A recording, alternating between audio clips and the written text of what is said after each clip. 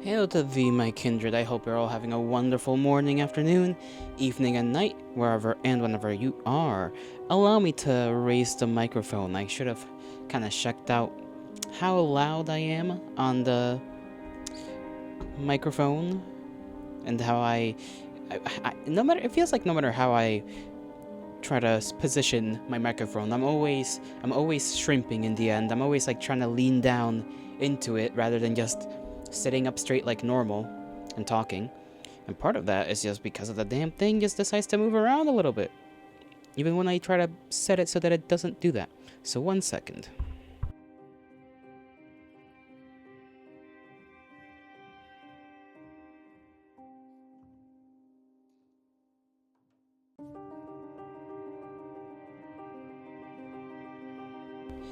Alright, that's better. Now, last time, we didn't really get to continue the story the way we were supposed to because of a recommendation by Carrot to play another one of their games in order to figure out what exactly, this other character that is important to this final arc, what they're like, what they're supposed to be. Give us a little bit more context, and we had a little bit of not a back and forth really. It was when Viewbot was here, about who exactly we were getting more information on. Was it Buxley? Was it Hanar? Was it the damn rabbit 258 or whatever the hell his code name was? I don't think we ever concluded anything We were mostly just confused. And I know I did say I was gonna see if I played through the other endings, whether or not they were different in that last, what was it called? Our Fantastic Wonderland, I think it was. Let me double check. Yes, Our Fantastic Wonderland. And generally, I would say we didn't really obtain all that much information. Not truly. Now when you, like, maybe a little bit on Buxley and Hanar's relation, how Buxley is always backing up Hanar. I remember that much. It has been a few days, so forgive me if I'm not right there with the details. But yes, we just kinda didn't learn as much as we thought we would. Like I said, it could be the rabbit maybe that appears. I highly doubt it. It's probably something having to do with Hanar, because I don't remember whether he did or did not disappear after the phone call. So maybe he's in Wonderland in some way, shape, or form. I remember something about him being mentioned by, I think it was, no, maybe I'm misremembering, but like I swear, in the beginning, one of the first couple of streams when we first had our character Iggy going into Wonderland, I'm pretty sure Genzo mentioned something about Hanar. Or no, it was that we called Hanar, Iggy called Hanar in the morning, or the same like day that he went into Wonderland, which was the next day after Hanar's initial call, and there was no response. So in theory, Hanar is maybe in Wonderland as well. We don't know. We genuinely don't know. Also, as you can see behind me, you can see little baby behind me. And this chapter is supposed to be a little bit more rough. If I look at the specific trigger warnings for this arc, let's see. There are apparently 2 different content warnings for, I guess, the first half and the second half. Because there's part 1 and then part 1/1.5, right? So the warnings are split in 2. Let me see if I click on the first part.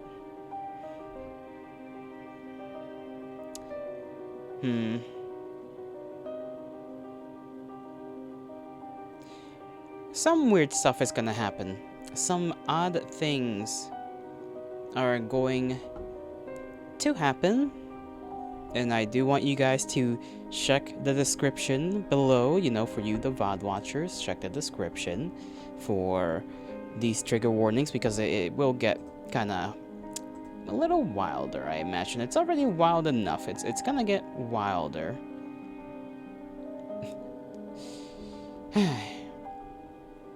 Anyhow, I suppose we shall head on forth and be brave about things and hope that the bebe is found and not,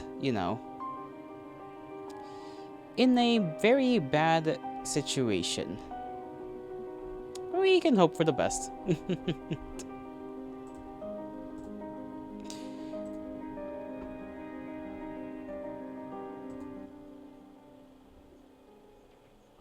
Or we get shown the little cutscene about the tree. I forgot about that whole cutscene regarding the tree. Yeah. I don't know how true to reality that is. I have my suspicions, but it does, tell of our characters a little bit. And obviously, the baby, I think this is basically confirmation that the baby of Buxley and Hanar, whose name I may have forgotten, has been used in order to enter Wonderland, because only with children's blood can they enter, right? And I don't know if that has to do with literally the tree itself, hearing out their wish when the group was young about how they were trying to get into Wonderland, and they did it with blood, and then the tree reciprocated that and made that true, or if that's always been the case. I imagine it's always been the case because it was in a book, Uh, you know, and obviously, if it's in a book, it has to be real, right? That's not what I'm trying to implicate, but whether the whole blood ritual is a part of the tree's way of working, or if it's just it's granting the wish of the children at the time. I don't know, but hey.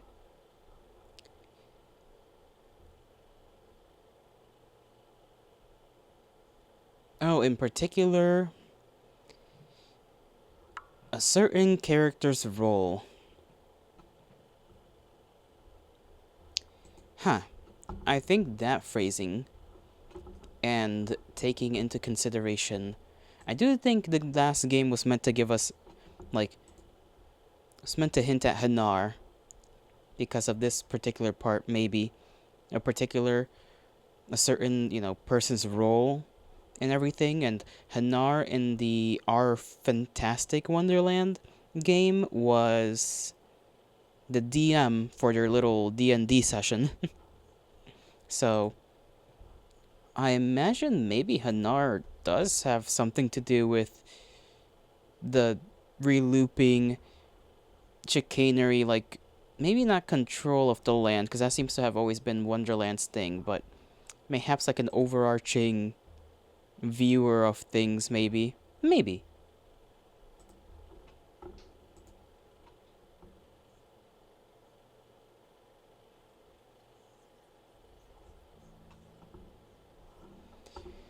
Everything is a blur.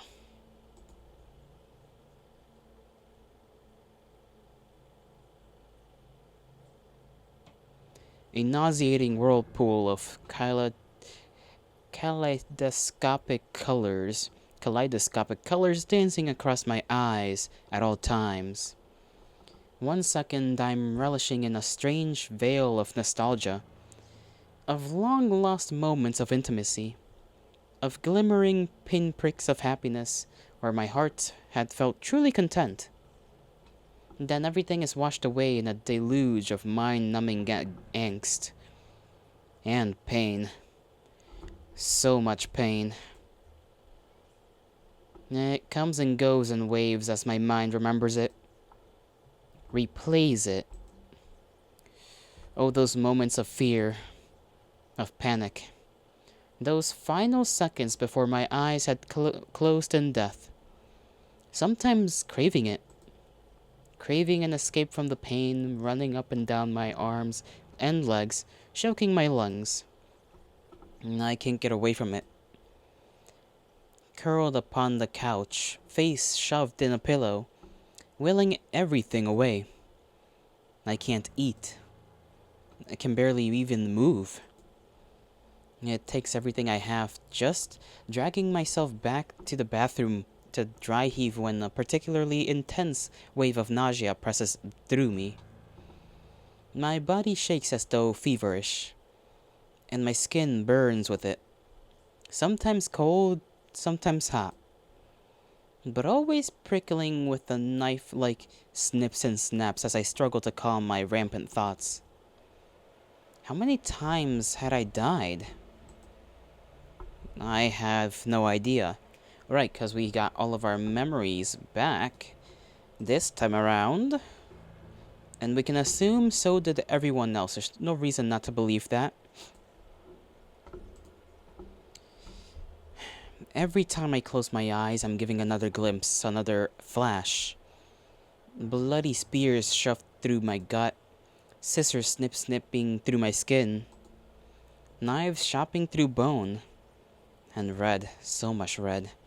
The red of my insides, slipping and slopping as they slide out of me, around me. The smell of myself cooking. No matter how hard I press my face into the pillow, the images don't stop.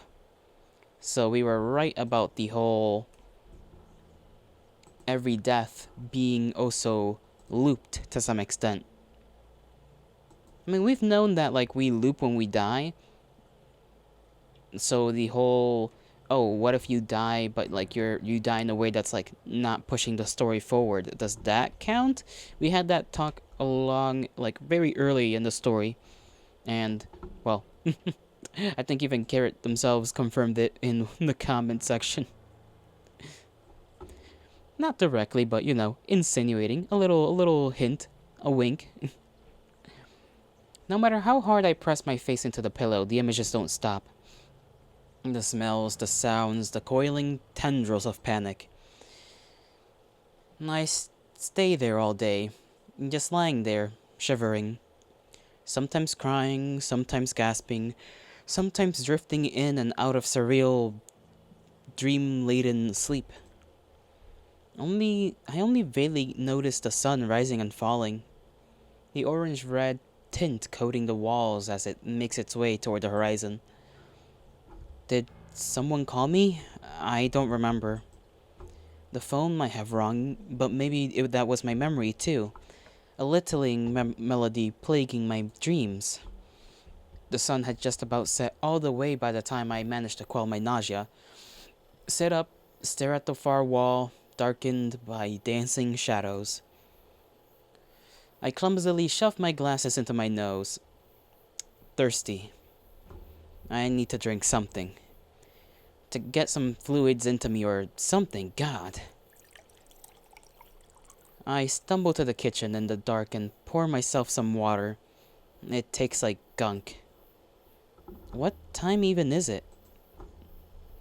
I glance around for my phone, realize I left it back in the bedroom. I finally turn the lights on as I retrieve it, my steps slow and sluggish across the carpet. 7:31. So late already. I have a few missed calls too. Guess those were real after all. One from Hanar. Yes, Hanar. I know Bucks is gone. You know what else is gone? My fucking leg. Yep, she chopped it right off. Strong swing on that one. Real slugger. Sorry I'm not in the mood to talk about it right now. But now Bucks is plaguing my thoughts. The squelch of her axe as it cracked open Gunzo's head. The way her arms trembled as she squeezed Orlam's neck so tight his eyes had begun popping out. The blood staining her hands after she'd smashed Gidget's face into veritable mush. I bring a hand to my forehead, feeling the cold sweat forming across my hairline. Then turn my attention back to the overly bright screen of my phone. Hanar's call isn't the only one listed. There's also one from Genzo, only a few hours ago. No message though. Genzo had never called me before. I mean, he'd certainly called me before, just, not in this weird, whatever this is, series of events? Unending loop of death? Eternal hellscape? I paused for a moment, just staring at his name. Could it be that he remembers too? There's something simultaneously comforting and terrifying at this thought. But I do my best to fight down the rising whirligigs of discomfiture in my belly as I trudge back to the couch. My thumb only hovers about 10 seconds before I manage to mash it against the call button. One ring. Two. Between each ring, my mind jumps to his face. His face as I'd kissed him, punched him, killed him. Fuck. I start panicking and nearly drop the phone. But it doesn't matter because he doesn't answer anyway. And as it switches over to voicemail, I let my hand fall onto my lap. If he really does remember, if he really does remember, I rub my face hard. And I don't know how I feel about him, about any of this. I'm having a whole fuck ton of complicated feelings right now. His lack of an answer is somewhat concerning, though. You don't think he's having as rough a time as I am, do you? Ha, Genzo. Struggling with his emotions? As if. And yet, my gaze turns to my phone. Then, I'm calling him again. This time, when he doesn't answer, I leave a vague, awkward message about checking in on him. Only after I've hung up for the second time, sitting there with my thumbs tapping the glossy screen, do I feel the loneliness start to settle in. No, not loneliness. More like a visceral need to hear someone's voice. Exacerbated by the deafening quiet on the receiver. Maybe I should just go see him. The more this thought placed in my head, the stronger it becomes, morphing into an itch-like urge that just won't go away. And I don't want to be alone right now. I can't be alone right now. And even if he remembers too, even if that means facing everything we've been through, the things we've done and said, well, it'd be better than sitting here curled up in myself and wanting to cry. Maybe we could even figure out where to go from here. If there even is somewhere to go from here. I try not to think about it. One step at a time. And the first step is getting to Genzo. Keeping this goal razor focused in my mind, I force myself to my feet and back to my room to get changed. Keep it together, Iggy. Keep it together. Yeah, everybody's gonna have a rough one, at the very least. Knocking at the door? Genzo? My knock sounds uncomfortably loud in the empty hallway. And as I'm standing there, shifting awkwardly from left foot to right, I'm overcome with a strange sense of deja vu. No, not strange. I know why. I know exactly why. Wish does little to quell my anxiety. I shake my head to clear my thoughts. No point in the possibility, in possibly hundreds, no point dwelling on the possibly hundreds of times I've done this same thing over and over again.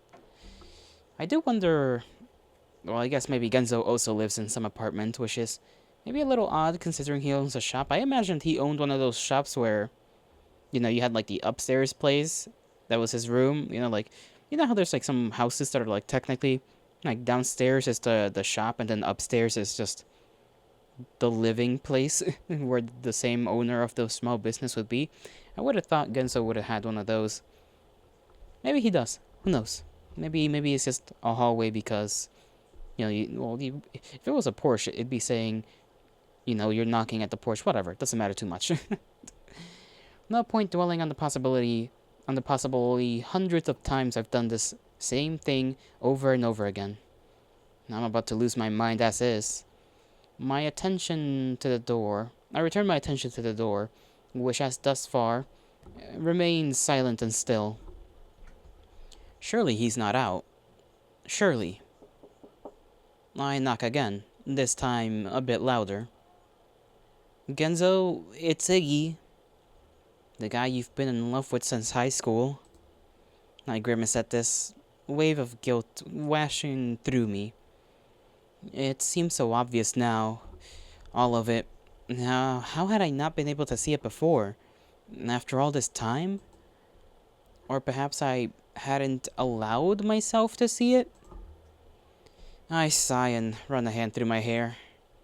So many of the things I'd said to him over the years feel so cruel now. So many of the things I swallow. Shake my head.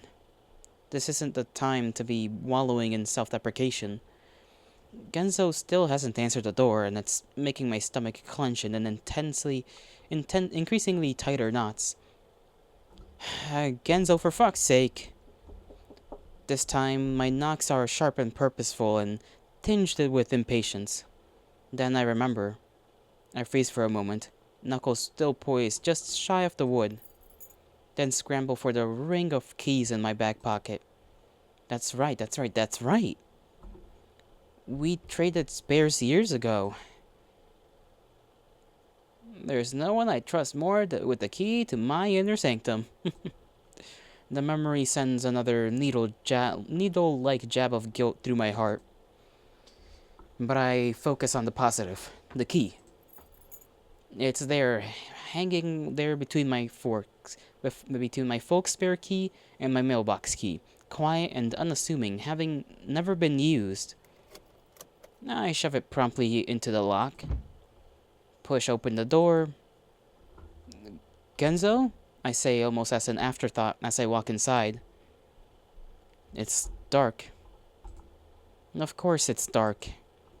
This means nothing. So I flick on the lights and look around. It's a strange feeling, seeing his place. It's not the first time I've been here. I'd helped him move way back in the day. And I'd visited once or twice after moving back from college, when I'd still felt guilty about not staying in contact much during school. But that had been years ago, and looking around his place now feels somehow surreal, juxtaposed with the cocktail of emotional trauma currently curdling in my brain. It's neat and clean and sparse, and not a single item out of place or left astray. Just as it always had been, though perhaps exuding a sort of quiet loneliness to it that hadn't been there before. Genzo? I try again. My voice is less confident this time, unsure. He's not in the main living area, nor the kitchen. And when I don't see him in the bedroom either, I really do start to think he's absent entirely. I pop my head into the bathroom, take a look around, turn to leave, then stop. The shower curtain is half pulled back, revealing a spot of green in the tub. And it takes me a moment to realize it's not an abandoned towel. Genzo? I stumble forward, knees dropping it to the tile. He's there, like a little ball rolled up in the tub, arms hugging his belly and eyes barely cracked. Yeah. I don't think being blind in this predicament helps, because there's gonna be less to distract you, from your own thoughts, I would imagine, if you can't bloody see. Genzo, my voice hitches, and I give his shoulder a hurried shake. He recoils at the touch, tries to turn away. Genzo, what's wrong? Another shake. It's then that I notice him shaking, his whole body trembling with it. Fuck. Genzo, it's okay. I'm here, okay? I try tugging on his shoulder, get him to turn toward me, but he just shoves me away. Genzo, you can't... Can't what? Can't freak out? Why? Because I need him. The dependable one. That always knows what to do next. Yeah, we've been, Genzo has been our crutch for quite a while. So seeing, yeah, it kind of makes sense. Like, eventually he'd have to not break per se, but, well, stumble, let's just call it that. He'd have to stumble eventually. It was inevitable.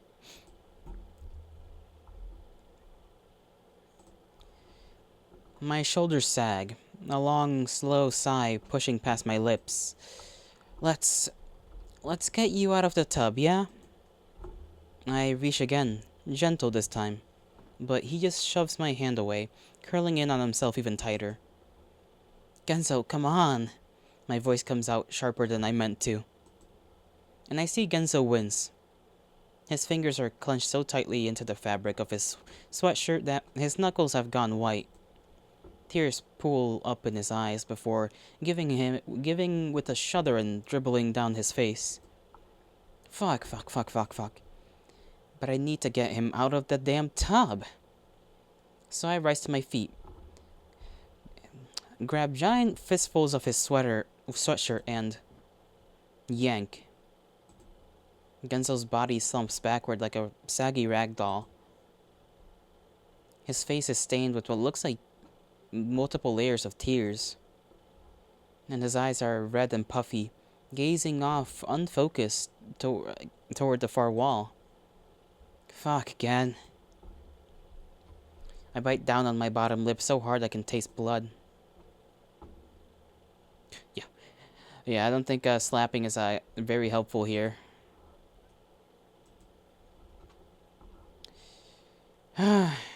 Just hug the guy.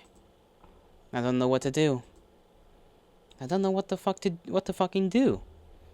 But my mind flicks back to the hugs Genzo's given me over the years. Those times when I'd been the one unable to function or think, or those times when all I'd wanted was someone to hold me and tell me everything was gonna be okay. So I wrap my arms around his neck. I pull him in close. It's me. It's Iggy. I'm here. I'm here. I clench my fingers onto his sweatshirt, pressing my nose and face into his hair, the curls tickling my cheeks. Then just hold him. Hold him so fucking tight. This must finally trigger something because he returns the hug with a vengeance, nearly squeezing the air out of my lungs as he buries his face onto my shoulders. And then the sobs begin anew, his shoulders shuddering, throat hiccuping. I rub my hand gently up and down his back, in time with his trembling breaths. He smells warm, a comforting mixture of corn chips, fabric softener, and cigarette smoke. And the stubble prickles against my neck. I sigh against the side of his head. It's gonna be okay, Jen. It's gonna be okay.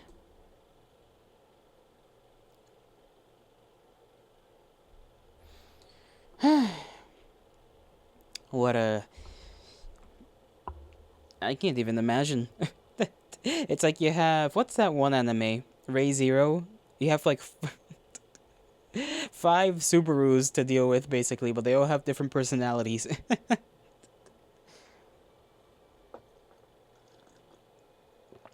You know, now I almost want more stories where you have multiple people going through a loop of sorts again and again and only remembering sometimes. 5 minutes later, and I finally managed to free him from the confines of the tub. His form now slumped like an oversized sack of potatoes on the couch. I grabbed the blanket folded up on the nearby chair and wrapped it around his shoulders, hoping it might provide some level of comfort as I scrounge around for food. Hold on, let me take a picture of this as well, because I forgot to do that. Very sorry.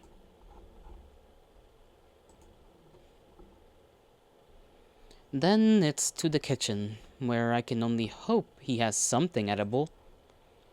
And preferably something appropriate for an emotionally compromised individual too, if such food even exists. After pursuing the cartons of leftovers in the fridge and the array of frozen pizzas in the freezer, I move to the pantry, where I catch sight of a can of chicken and dumpling soup. Comfort food it is, then.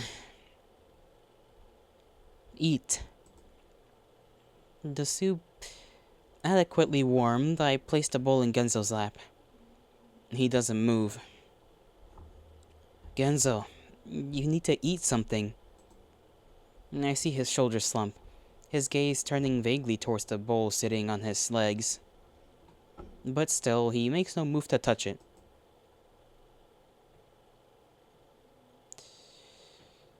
I am unsure exactly what to do here. I mean, we didn't eat, you know, like, we didn't eat, so I don't think forcing him to eat is the good call, you know, like, I don't know, You can't blame him, bro. At least we drank water. Get him some water. I feel like that would have been a good start. Just start with some water. Feed him if you have to. I don't think it's a good idea because we don't know if in some loop he's been force fed and whatnot, and I don't want to cause any issues either. So, yeah, no. Yikes.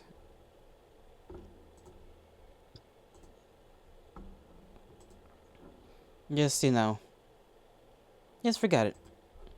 I bring my hand to my forehead, fingers forging divots in the skin. This isn't getting me anywhere clearly. So what's the point of pushing in? If he wants to wallow away in misery, who am I to get in his way? Fine, I grumble, reaching forward to the bowl. Don't eat it then. I place it on the coffee table, pausing for a moment to watch the steam marble in the air. I wish I had someone to tell me what to do. How to fix this. I can barely take care of myself most days, let alone someone else. I toss a glance at Genso, who seems to look even more despondent, if it's at all possible. God damn it. I bring my hands up toward his shoulders, fingers hovering just above the fabric of his sweatshirt, but then ultimately lower it.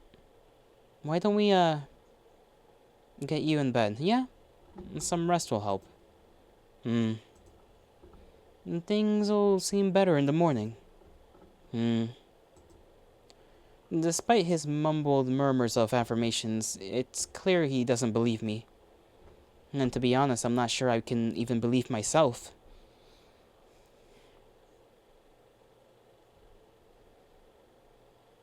Getting him from the couch to the bed proves easier than I expected.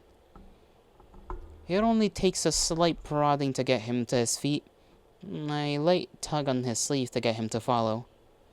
He's like a dog at my heels, stopping when I stop, moving when I move. I hook my index finger in his and guide him toward the bed. Get some rest, yeah? A grunt of affirmation as he sinks into the mattress. I watch him for a moment, just lying there, covers to his shin. I shudder to think of the images plaguing his thoughts. Worst even than mine, no doubt. Thinking about it summons a wave of nausea in my belly, so I try to push it out from my mind. I'll, be in the other room in case you need anything. I scratch at my head, then my calf, then finally turn away. I pause for a moment at the door, wondering whether or not I should shut it, but ultimately leave it open. It's not like the light will bother him, and he might need me for something in the night. I wander back to the living area, not quite sure what to do. The bowl of uneaten soup is still sitting on the coffee table. Not wanting to let it go to waste, I slurp away at it for a while, until the remaining dregs at the bottom start to get cold and unappetizing. Then I head to the kitchen to clean things up. I'm not sure how late it is by this point. The time seems strange, inconsequential somehow. I do, however, feel tired. My emotions have done a number on me today, leaving me more than a little sapped. So I curl up on the couch, using the blanket Genzo had left behind as a cocoon. I'll just rest a bit, maybe. A little nap. Then I'll check on Genzo. Yeah, that's what I'll do. My eyes are starting to droop. Like two heavy weights, I no longer have the strength to lift. Need to make sure he has everything he needs. I drift off before I even realize it, my snores punctuating the empty room.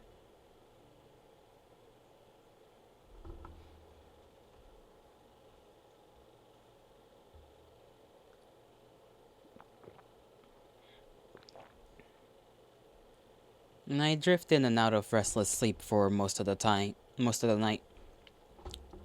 When I wake up a little after 8, my legs are cramped and stiff, and there's a nice patch of drool on the couch cushions. At some point, I must have taken my glasses off because I find them tossed in the carpet a few feet away.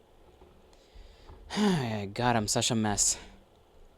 It takes me a few moments of blurry confusion before my mind sharpens into morose clarity. Ah, right. I'm at Genzo's.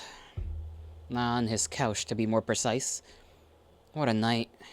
I rub my palms against my eyes with a half-uttered groan and push myself to my feet. Coffee will do me some good. It only takes 5 minutes battling with Kenzo's coffee maker before the reassuring sound of percolations hits my ears. It's a comforting hum, normal and real and tangible in the midst of whatever the hell is going on. Watching the slowly dripping liquid fall into the pot is almost enough to hypnotize me into a sort of slice of life complacency. Almost. Then, as I'm searching the cupboards for mugs, the sounds of footsteps stills my hand. Iggs? I look back. Genzo's in the door to the kitchen, gaze pointed vaguely in my direction. Yeah, it's me. I pause. I turn away from the cupboards. You were a little, I wave my hand as though it'll somehow put my words in my mouth, but it doesn't, and my voice throws off as expected. Genzo just grunts. He runs a thumb along his brow with a furrowed wince. Remembered you, but wasn't sure if it was some kind of fever dream my mind hacked up. A cough. Guess not, though. Nope, it's, me in the flesh. Or at least, last time I checked. I cringe and tug at my collar, feeling more awkward by the second. You, want some coffee? As if in direct response, the coffee maker gurgles. Sure, that'd be great, thanks. A pause. Guess I'll maybe go shower. Sure thing. But he doesn't move. He just stands there, gaze pointed downwards as he scratches at the back of his head. He opens his mouth, closes it, opens it again, then simply turns around with a grunt, disappearing back into the apartment. My shoulders release the tension I hadn't even known they'd been sequestering.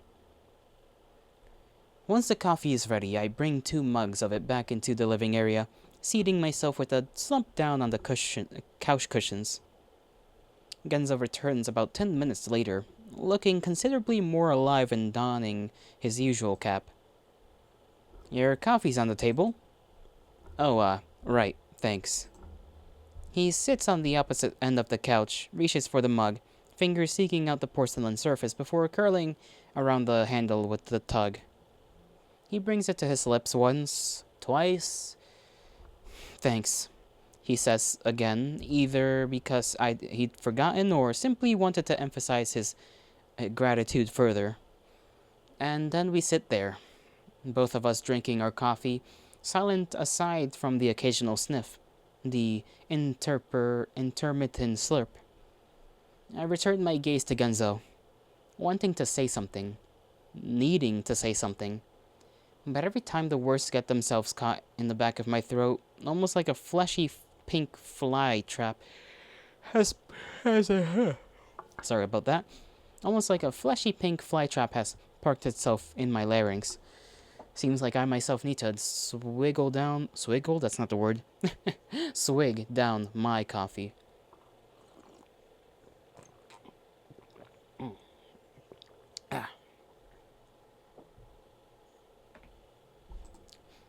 Genzo is the first to finally speak, the suddenness of it making my hands jump.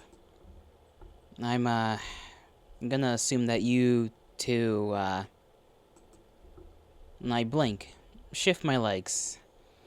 He doesn't finish, but I didn't expect him to. Yeah, I simply say. He winces. Pretty crazy. Yeah. Not that it, doesn't make sense somehow with with all the fucking deja vu shit going on,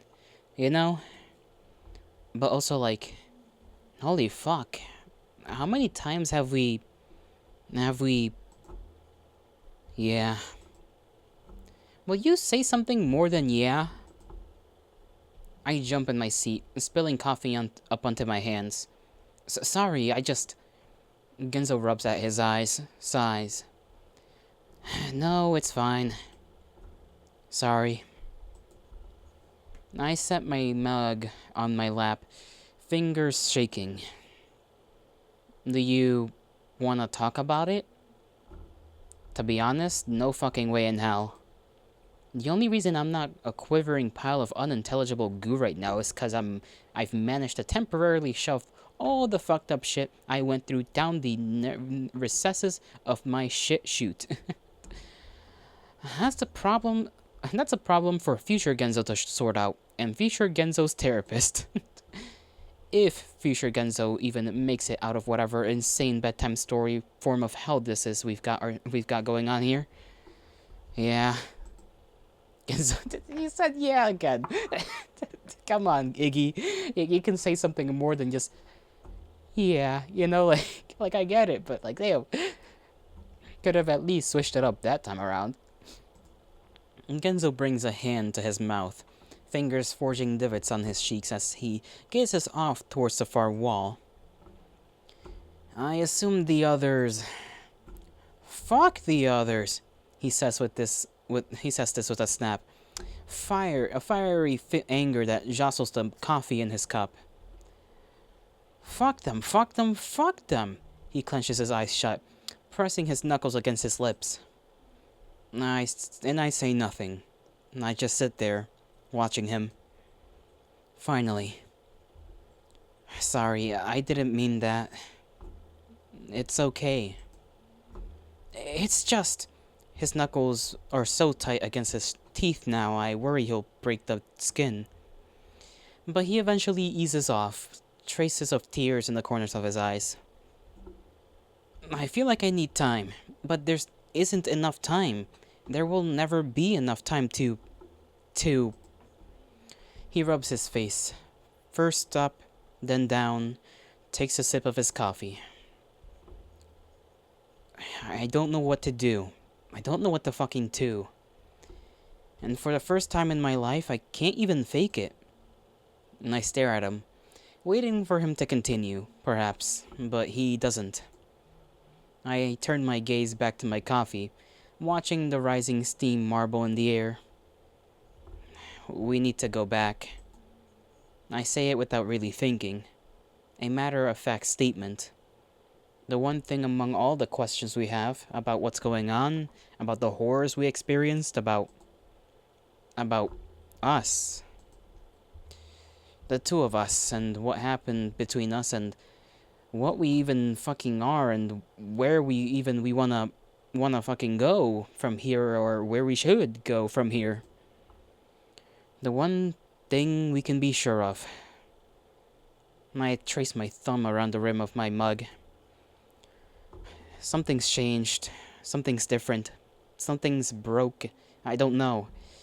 I don't have any idea what's going on or why or anything, but there must be a reason. Right? A pause. And I think this might be our only chance to fix it.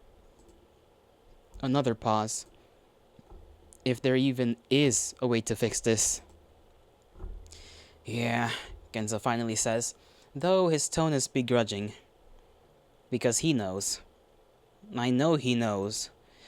And he knows that I know that he knows.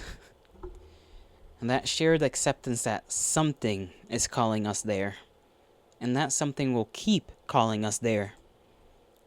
Whether we remember the loops or not, things aren't gonna just stop. I mean, theoretically, if Iggy doesn't die, it just keeps going. So, we technically may have infinite time, just as long as Iggy resists the pull to go in there. Big brain move. JK, I know the pull is irresistible, that they always end up there no matter what. But goddamn, that pull has to be strong on the mind if you just literally can't stop. Not before we fix what we started. Genzo's hand is resting on the couch cushion next to him.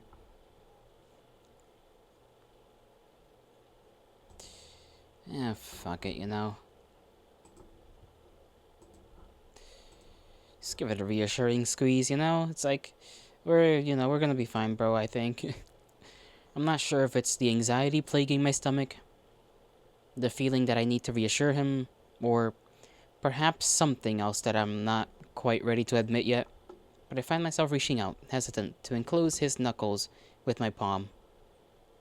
I give his hand the slightest of squeezes, his fingers soft between mine. He gives a small start. Then his gaze turns in my direction, eyes wide at first before softening. His lips press into a tiny smile as he clenches his thumb tight against my fingers. Look at it.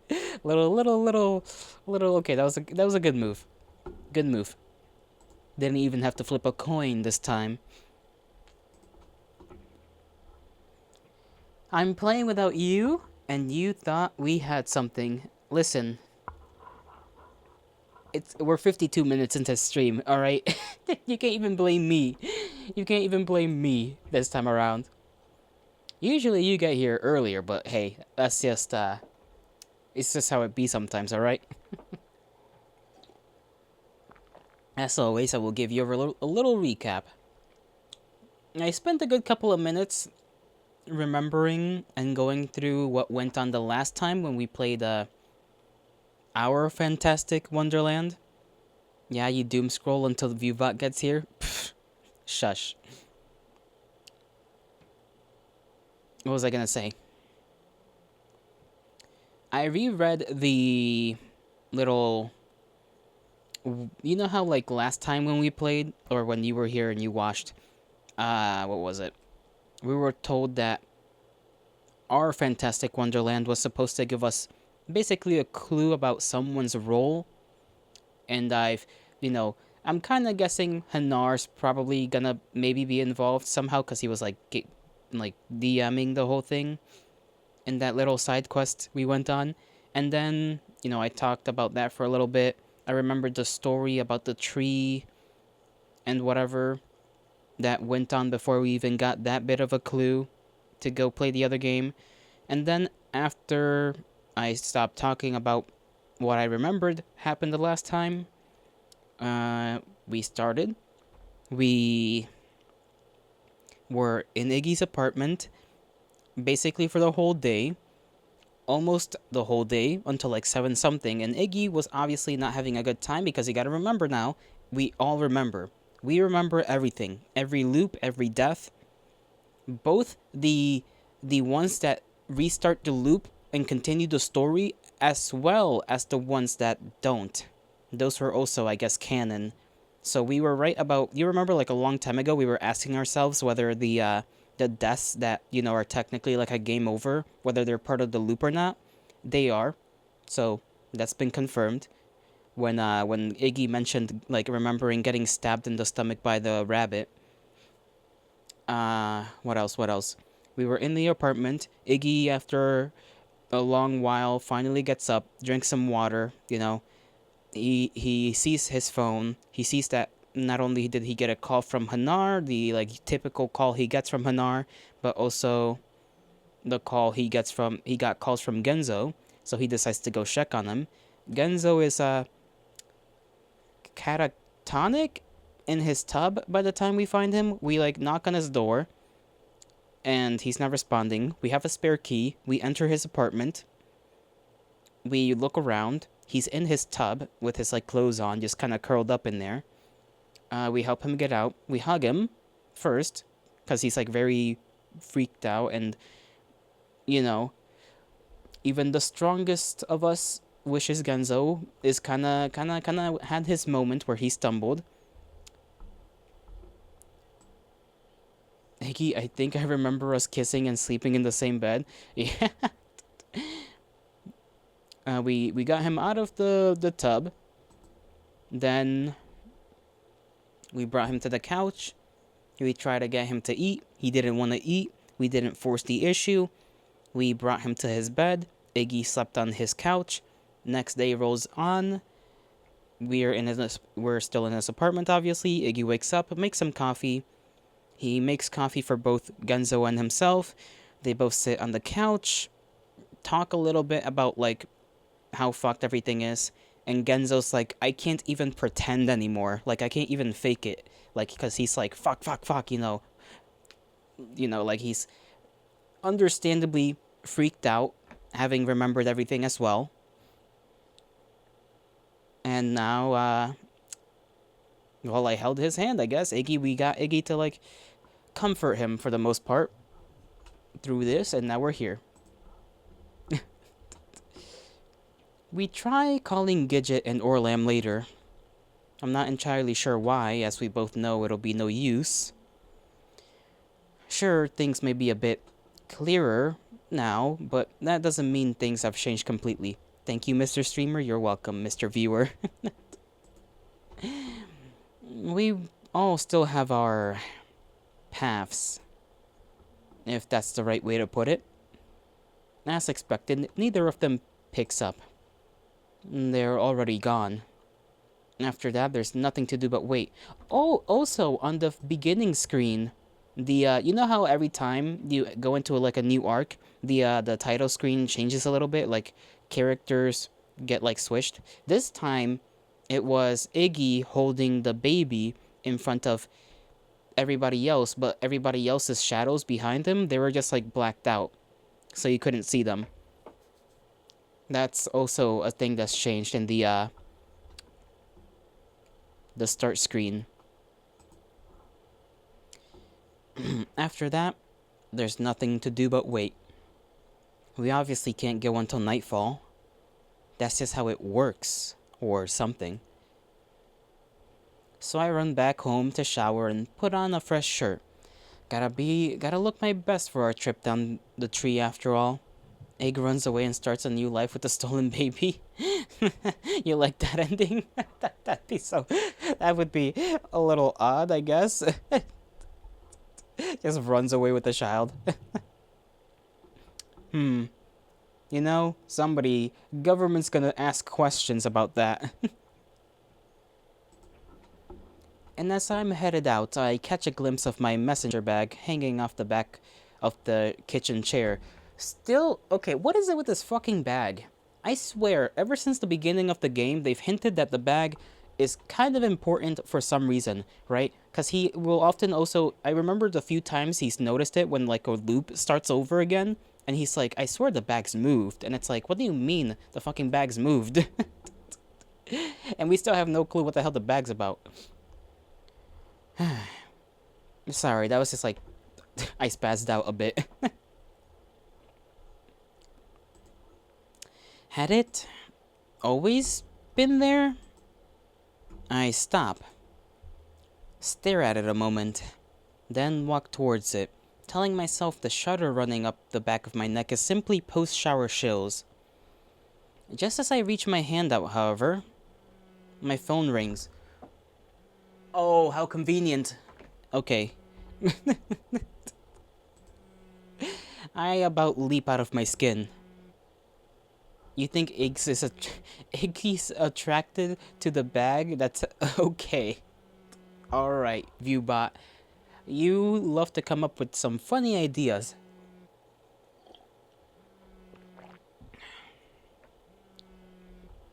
With a grumble and a shake of my head, I yank the phone from my pocket, assuming it's Genzo, telling me to hurry my ass up or something, but it's... I stop. Dead where I stand. Not moving a muscle. Not even breathing. The name on the caller ID says... Bucks. Oh. Oh. This is interesting. I swallow hard, my mouth suddenly extremely dry. Then, hand trembling, I bring the phone to my ear. Bucks? My voice doesn't even sound like my own. All scratchy, hoarse, and squeaks and jumps. Yeah, all Bucks is gonna remember from all of her loops is literally just chilling in the forest, being constantly pissed off, and then tweaking the fuck out anytime she sees any of us, and just killing us. That's all she's gonna remember. Just a kill feed. There's no response on the other end. I furrow my brows, keen my ears. No, there is something. Do you think Bucks regrets her KD or nah? I can't be sure is the thing, because you have to remember that Wonderland does kinda. We know it fucks with your emotions to some extent, because we've seen it with like every character to some extent. Bucks just seems to be the most extreme version of that. We saw it with Gidget, and we can assume Orlam also is under that kind of influence. We haven't seen that influence with well, at least there's the assumption made that Wonderland can somehow like heighten certain emotions, particularly negative ones. We kind of saw it with Iggy a little bit when it came to like the voice in his head telling him like, do it, kill, kill, that kind of stuff when we were fighting Gidget. So maybe Bucks does like regret it. I don't imagine she wakes up and it's like, oh yeah, that's a completely normal thing to do, right? Like that's not how human beings work. So I imagine she was equally freaked out and probably is thinking about it to some extent. Because the last person she killed was us this time around as well. I mean, it tends to be the case that she kills us last, but like there was that like almost not solemn, but almost like acceptance when she killed us the last time, where she was like, "Goodbye, Iggy," and just fucking mashes our head in. So I don't know. Something far off, as though across a mighty chasm on the other side of the world. A baby crying. Bucks? I try again. The crying gets louder. Lonely and screeching. Why isn't someone tending to it? It's so alone. Even louder now. The sound of it fills me with a guttural sense of desolation. Or of heartache. Of bone-aching sadness. Don't cry. Please don't cry. I don't know if you can hear it. Probably not, but like there's like this faint crying in the background. And I can fix this. And I can make you happy. So please don't. The speaker blares with a sudden unearthly bellow. Monstrous and crackling and deafening and there.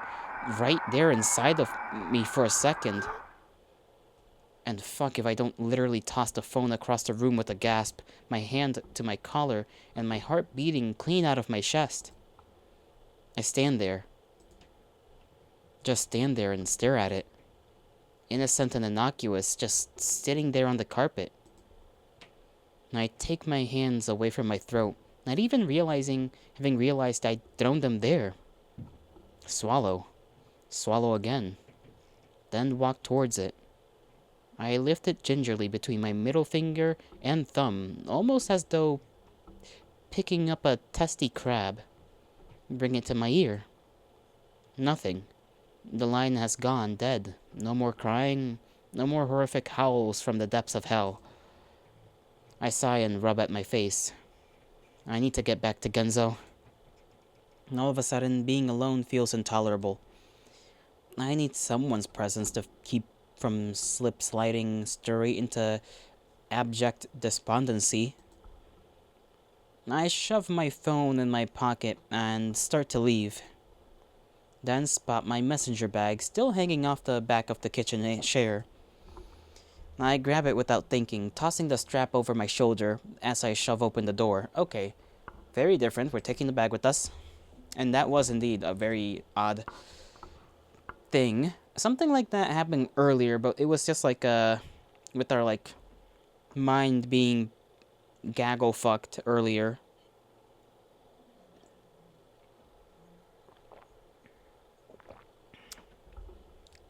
Genzo is smoking on the couch upon my return. He barely looks up at the sound of my entrance, just gazing off vacantly at this far wall as he taps his cigarette between his fingers. Bits of ash decorate the coffee table beneath his trembling hand, and I see 3, 4, 5 discarded butts in a small pile next to the still full glass of water I'd left with him. I step towards the couch, stand there, shift back and forth, heel toe, heel toe. Oh, okay? I finally ask, wincing at the sound of my own voice. Genzo just grunts. He brings the cigarette to his lips, takes a long drag. I watch the smoke twist and curl its way up to the ceiling, wondering if I should say something about the ceiling turning yellow, then decide against it. A random thought, but don't you think this would make for like a great audio drama? Like, I don't know if you're like a fan of audio dramas or anything like that, or if you heard any before, but I feel like this entire story could make for a good one. I haven't heard an audio drama in a long ass time either, to be fair.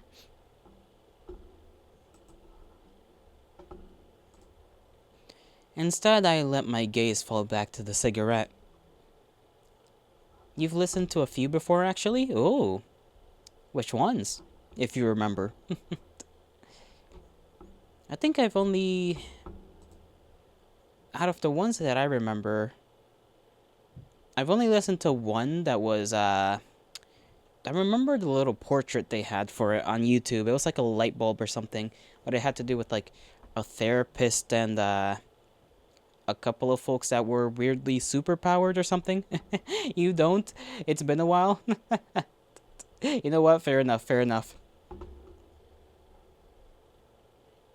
You remember it's an R. Kelly one. The R. Kelly one? Okay. I'm gonna continue. He's bouncing it between his teeth now. Up, down, up, down. The sight sends snapshots of memory through my mind. The two of us sitting on the bike rack, cigarette smoke marbling against the night sky, the smell of alcohol on his breath. The two of us on the bench outside Grubb's pub, the chill of the wood beneath my seat, the damp wetness on his shoulder from where my tears had stained his jacket. Just being with that person would be enough. Fuck. I slapped the heel of my hand against my forehead in a series of incessant swaps, which perhaps roused Genzo, because he snuffs his cigarette out on the table and stands up with a clap of his thighs. You ready to go? His smile appears overly wide. Yeah. He wanders towards the door, feeling for the cane hanging from the peg to its right, then stands there, twisting his hand back and forth around the tip. I walk towards him, blinking, shift my feet. What? His hand stops, fingers instead latching tight onto the grip. I tilt my head to the side, waiting. I just wanted to ask, before we start this all over again.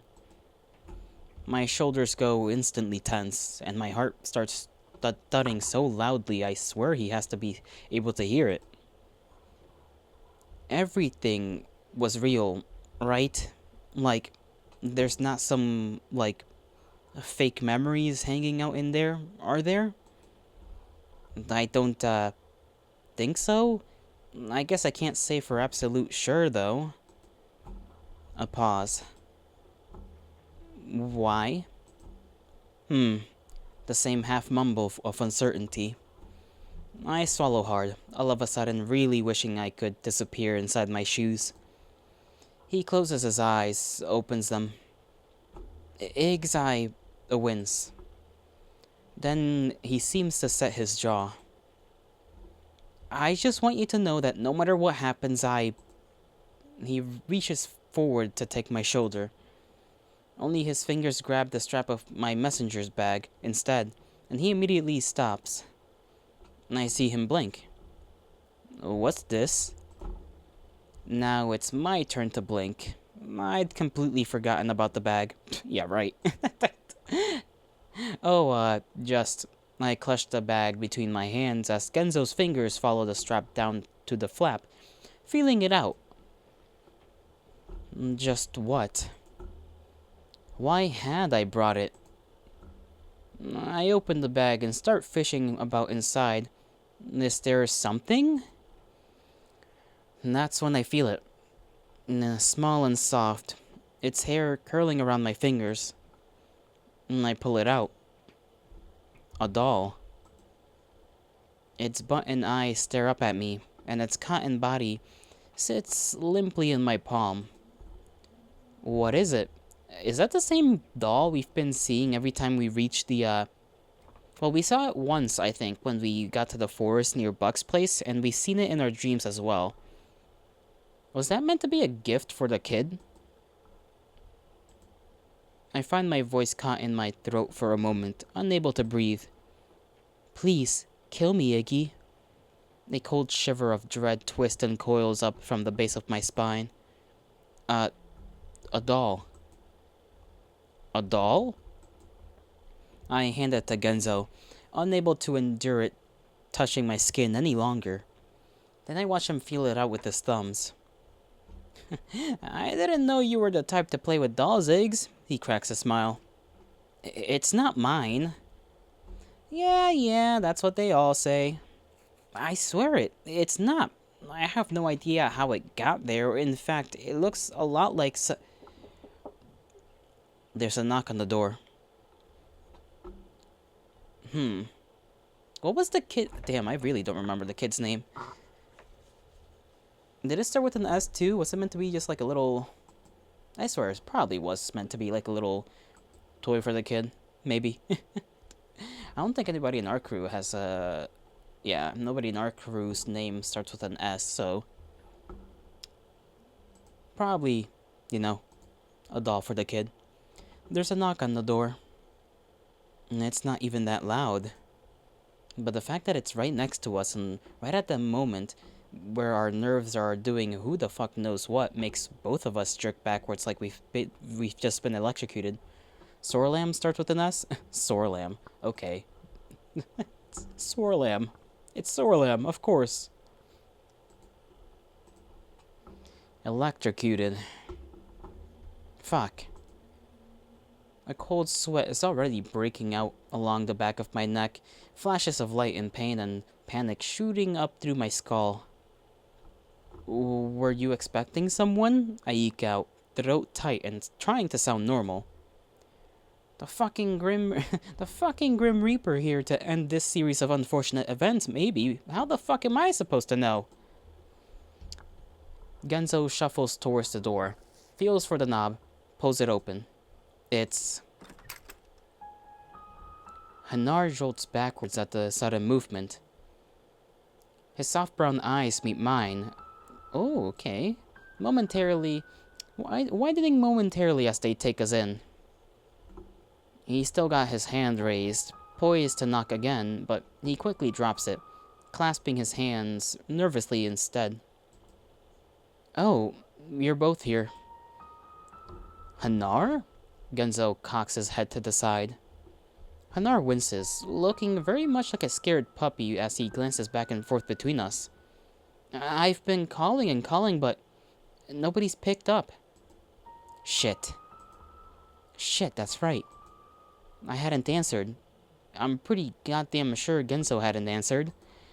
And if the other two had experienced anything at all like the two of us had, they most likely hadn't answered either. So Hanar had meant nothing but voicemail. Damn, that's true. So naturally he'd go out and around and like start asking like, yo, where is everybody? The fuck? Okay, so Hanar is in fact gonna be a little bit more important this time around. Not a single one of his friends had picked up. Shame washes through me like foamy soda pop straight up my nose. Sorry, I look for Hanar to Genzo and back again. Me what? I don't know. How do you explain any of this to Hanar? You would take him to Wonderland with us? Fuck. That might be the only... You know what, actually? Considering how Bucks gets, if we can live long enough to get his ass, it'll be like the world's worst escort mission. Bring his ass to Wonderland, and we just gotta make it to the forest, get to Buxley, and maybe she won't tweak the hell out. And Nar when he finally becomes relevant again after 4 acts. Yeah, it be like that. It just be like that, okay? I shake my head. You wanna come in? Hanar steps inside with a little dip of his head, glancing around the room. He looks like the slightest noise would send him cowering to the corner. I turn my gaze back to Genzo, then to the doll in his hands. Almost as if sensing my eyes, he seems to realize he's still holding it. He stands up ramrod straight, shoving it behind his back. I don't know why, but Hanar starts talking, voice low. I almost feel like you already know. Genzo takes it one step towards me. 2. That's weird, right? Like, how could you know? A self-deprecating laugh. I can't sleep, can't eat, I can't even cry anymore. It's like I'm in some kind of horrible nightmare I can't wake up from. Genzo dives towards me in an attempt to return the doll to the bag. Between my surprised jolt and harried prods, however, he misses the bag entirely and shoves the doll back down the back of my pants instead. Hanar chooses that moment to turn around. He blinks. Gaze flickering between me, Genzo, and Genzo's fingers still clutching the hem of my pants. I tense. Your Hanar brows furrow. My brows twist. Going after her, aren't you? He takes a step towards us, eyes quivering. My shoulders sink at the release of built-up tension, and Genzo pulls away. Neither one of us says anything. I don't know what's going on, but I just want her back. Hanar curls his arms around his chest, fingers digging into the skin. It's all my fault. Now he's shaking. Would you tell her I'm sorry? It's not your fault, Hanar, I finally say, voice catching in my throat. It is! The sudden sharpness of his tone catches me off guard, and I feel my heart give a jump. It is, he says again. You don't understand, Iggy. She could have been someone great if it weren't for me. I've done nothing but hold her back. Now I'm not sure what to say, so I stand silent. Even Genzo doesn't have any kind of quippy response. She was my best friend. How did it all come to this? I just don't understand. He brings his hand to his face, arms trembling. I feel like I need to do something, so I take a step towards him, bring a hand to his shoulder. Hanar, it's not... I pull my hand away, then place it back. I don't know what to do with it. It's really not your fault. None of this is... It happens. I should have been more adamant. He grabs the front of my shirt with an abrupt jerk. She always forgets to take them, you know? And I knew she hadn't. But she was so excited. We both were. All hyped up after the campus tour and her hearing back from the club about playing for them. Everything just seemed like it was falling into place and I... As he trails off, he lets himself slump forwards against my chest. And I feel myself becoming more and more uncomfortable by the second. I throw a completely pointless glance at Genzo. I think Hanar might be talking about the baby, having the baby. Because now he's talking about back then, and how she always forgets to take them, which, you know, what that implies. Then bring an awkward arm around Hanar's shoulders. So just tell her I'm sorry. A sniff. Tell her I want her to come home. Another sniff. That we'll figure things out. Work through this. I bite down on my tongue, heart heavy. We will. Iggy, Genzo hisses, and I see him cock his head in disapproval. What's the point in hiding it? I throw my arms around with a shrug. I guess. Hanar finally pulls away, wiping his nose on the back of his arm. Thanks. He looks up. Down. I see his brows furrow, then pop on. He begins pulling at his collar. There's a flash of silver as he pulls something off from around his neck. Take this? I hold out my hand and he places a small leather corded necklace into my palm. A single pewter charm hangs from the end, two axes crossed in front of each other. I'd be lying if I said my heart didn't skip a beat. What is this? Our good luck charms. She has mine. A pause. If she even still wears it. I twist the dull silver between my fingers, taking in its design. Why axes, though? Oh, Anar laughs, brings his hands to his head with a sheepish grin. That's mostly an inside joke from our D&D days. She was always the berserker in the group. Quite the handful, too. You don't know how many of my carefully laid plot lines she completely obliterated. You guys play D&D, I blink? Yeah. He rubs at his neck, gaze falling. We used to do a lot of things. I'm starting to realize how little I actually know about the two of them. They'd always felt a bit removed from the group somehow, doing their own thing. Well, they are a couple. But not exactly unexpected. Kind of hard to have romantic moments with us four losers while weirding up the vibe. Anyway, it's probably stupid, but maybe it'll help somehow. I closed my hand around the metal. They were our promises to each other, that no matter what, we'd keep fighting for our dreams. I squeeze it into my palm, so tight the ridges cut into my skin. So, was the D&D session canon or nah? I imagine no, because it, at the ending part, kinda winds around and, gets, involved in Wonderland somehow.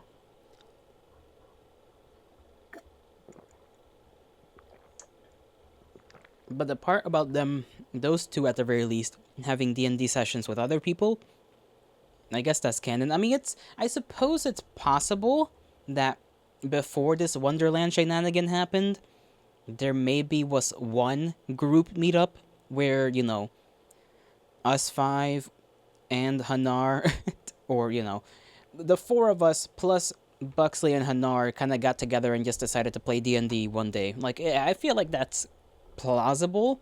I don't see that happening, though, canonically. But it's possible. I just don't think the game that we played in which, we were in that D&D session was canonical. Once Hanar leaves, we start our trek. Okay, so we're not taking Hanar. We're just gonna have to show Buxley's freaking charm, which Hanar holds, and use it, I guess, as a ward. Use it as a ward to protect ourselves from Buxley. Instead of it being, it'd be the equivalent of you holding a cross against a demon. just hoping it works. It feels strange, walking down that path again, past the darkened houses, the buzzing streetlights. Knowing now just how many times I've walked this path before. Many, many, many times. I pat my pocket, perhaps in some aimless search for reassurance. They're still there. Both the Dar and Hanar's necklace.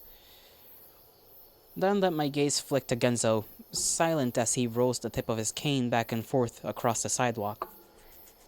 I find my eyes fixated on it for a moment, on that bulky marshmallow as it glides back and forth, like a flickering will-o-wisp in the night. It keeps the anxiety in my stomach at bay. Bro, you are about to get squad wiped by Buxley again? Let's hope not. I mean, this is the, like, last act. So I imagine... Well, you also have to remember, the others will be remembering everything as well. So that means Buxley remembers, that means Gidget remembers, that means Orlam remembers. So, maybe it'll be different. Maybe. Because all of that has to change your mindset about Wonderland. It has to. Like, there's no way it doesn't. Holding back jittery thoughts about what awaits us and where we'll both stand after all this is over. We're quiet as we walk. From one street to the next, the meandering path towards my old house, just south of the outcropping of the woods that somehow hasn't been built over even after all these years. My palm is starting to tingle, a pinprick like scratching that jumps from one nerve ending to the next and makes my fingers twitch. I bring my hand up, curl my fingers inward, embrace it. Genzo comes to a stop first, and when I glance over, I see why. The familiar gap between the houses, that empty plot with its grass tufts and dandelions, and that looming shadow of the woods beyond. We're here, aren't we? Genzo asks. We are. They're words we've spoken before, but it doesn't matter. Why seek out new when the old will work just fine? You scared out of your fucking mind, or is it just me? I'm scared too. They really need to bulldoze this fucking box to the ground. Genzo sighs and trudges forward. I expend the energy for a short jog to catch up, and then fall into step beside him. We reach the tree threshold just as a gust of wind curls up under my shirt, sending goosebumps across my back. This time we don't even stop. Why would we? There's nothing to question at this point. Nothing to doubt. There's only one way forward, so we carry straight into the trees. The air instantly cools. It's a damp chill, the kind that sticks to your skin and weighs down your chest. I press forward, through the scattered brush, using my hands to keep from walking face first into the tree. I can hear Genzo's cane whipping through the grass and snapping against bark behind me. I barely pay attention to the way I'm going, but it doesn't matter. I'll end up there anyway. I could turn around and walk straight the fuck back, and I'd still end up there at this point. It's inside me now, and I can feel it swirling up within me. Like one of those cartoons where the smoke turns into a beckoning hand, curling up beneath my shin and guiding me forward. I close my eyes and simply follow. Colder. Snips and snaps prickling the hair on my arms. My heart echoing off my ribcage. Now the feeling is traveling up my neck, crossing my cheeks, coiling through my hair. A gentle touch, cool and sweet as it welcomes me back. Pre-pee-pee break, tongue monster, boat ride, essay cannibalism. The whole shebang. I come to a stop. I don't even need to touch it this time. I know we're here.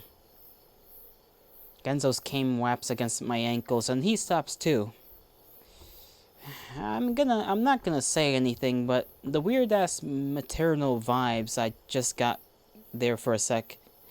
I'm not gonna say anything about the weird ass maternal vibes I just got there for a sec, okay? Shit's weird enough as it is.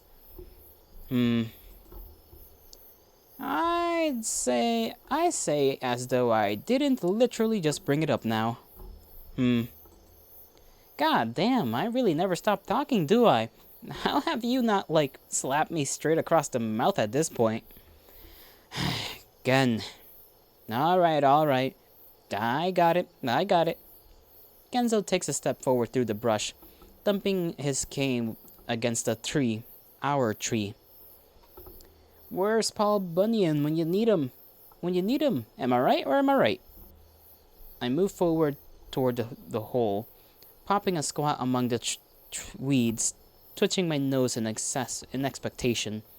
But the scent that curls up inside my nostrils isn't sweet. It's dank, sour, rotten.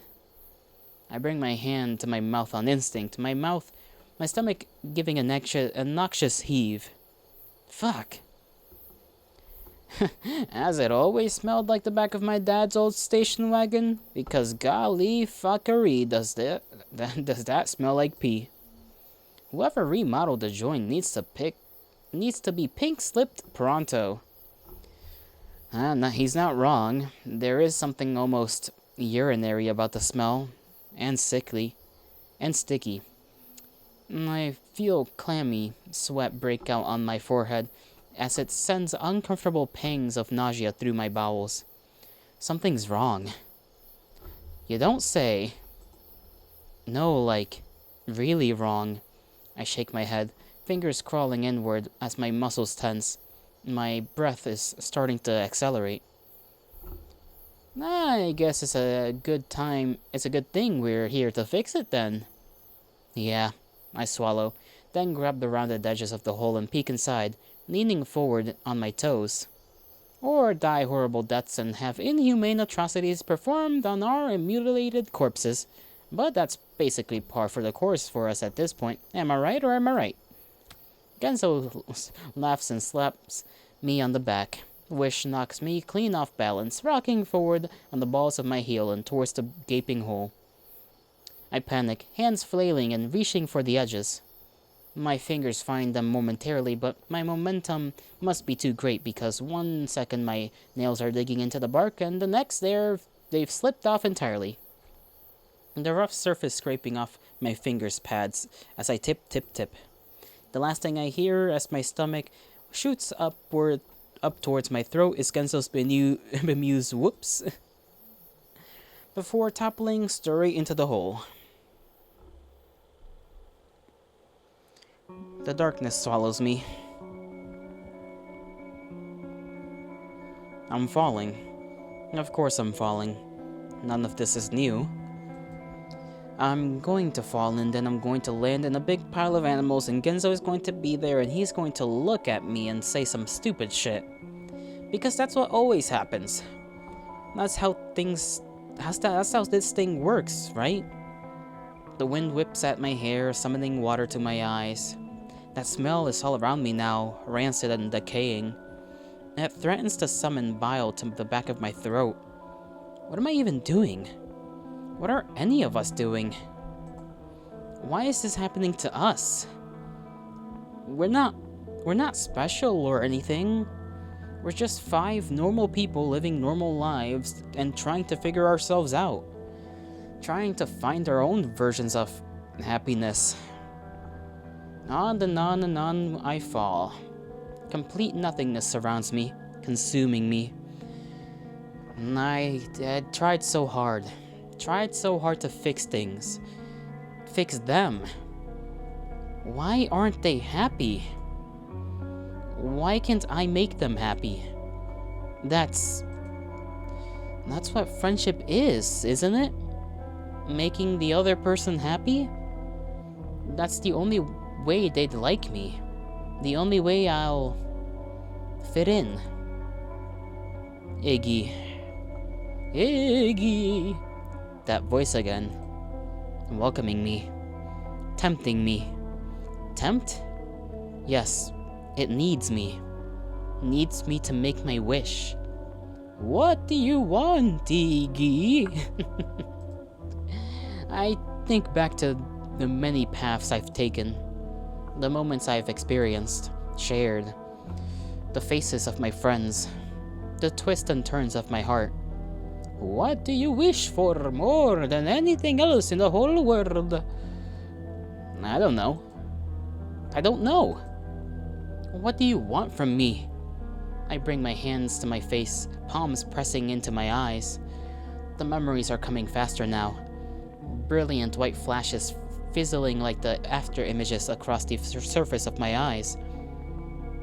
Kissing Genzo, holding hands with Gidget, lying in bed with Orlam.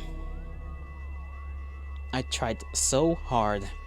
Tried to give all of them what they wanted. Isn't that enough? There's not enough of me. It doesn't matter how many times I try. What do I want? I don't...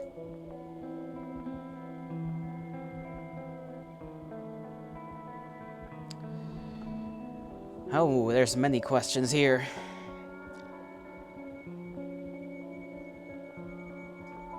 I wonder if we actually get to go through all of them.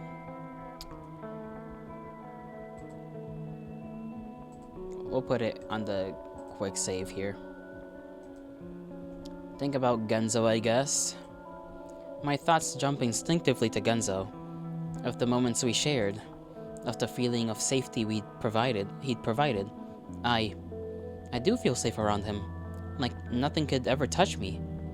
A place of acceptance, where only the two of us mattered.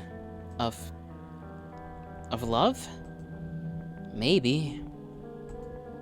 The feeling of his arms around me, my head against his chest. I feel... God, I don't know. This is all so confusing. I don't know what I want. I press my hands into my eyes harder and harder. Why can't I? Why can't I? My body curls in on itself. Heart beating. Just leave me alone. My eyes feel liquid hot, tingling with tears, tingling with overwhelming guilt and heartache and a cruel and unbearable need to be cared about, to be accepted, to be loved.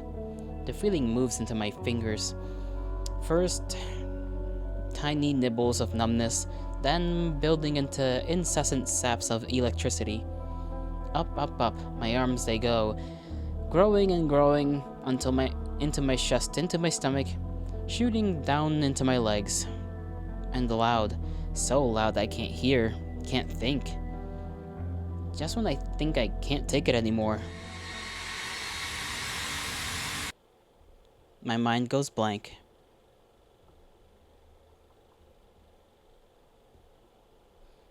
Iggy, there's something crunchy below me. An itchy, chalky clump of something all jutting into my spine like a lumpy pillow filled with beans. Iggy! Damn, I'm so tired. My eyes feel like they've got two great big rocks perched on them. And my limbs feel like lead. Awkwardly placed lead, but lead all the same. Can't I have 5 more minutes? Maybe if I sleep long enough, I'll wake up and this'll all have turned out to be some grisly, trauma-inducing nightmare. Yeah, nightmare. My eyebrows furrow, even in my lethargic half-sleep. A nightmare I can't seem to fucking wake up from. No magical prince to kiss me and make all of this go away. Speaking of... Fuck, Iggy, you're not dead, are you? Wait a minute. My eyes snap open, only to focus instantly on Genzo. Currently about 5 centimeters away from my face and staring so intently he might as well be trying to bore holes through my skull. I blank. Genzo blank is... Positioning Genzo, come on. Then he pulls back with a start. Calves into his hand. Oh, good. You were, out for a lot longer than normal. Or at least, like, longer than I remember you ever being. Let me just, take a quick little snippet of that. Then we can roll back. Whoops, there we go. Not that you pass out often, I just mean, like, here? Like, every time we've fallen down this godforsaken route, shoot. He pulls his hat off his head. Molds it between his hands. Thought you might, bought the proverbial farm on me there for a second. One overly zealous laugh. And goddamn, am I not about to go through this whole Halloween special of HR fucking stuff myself? Yeah, everything seems not okay here.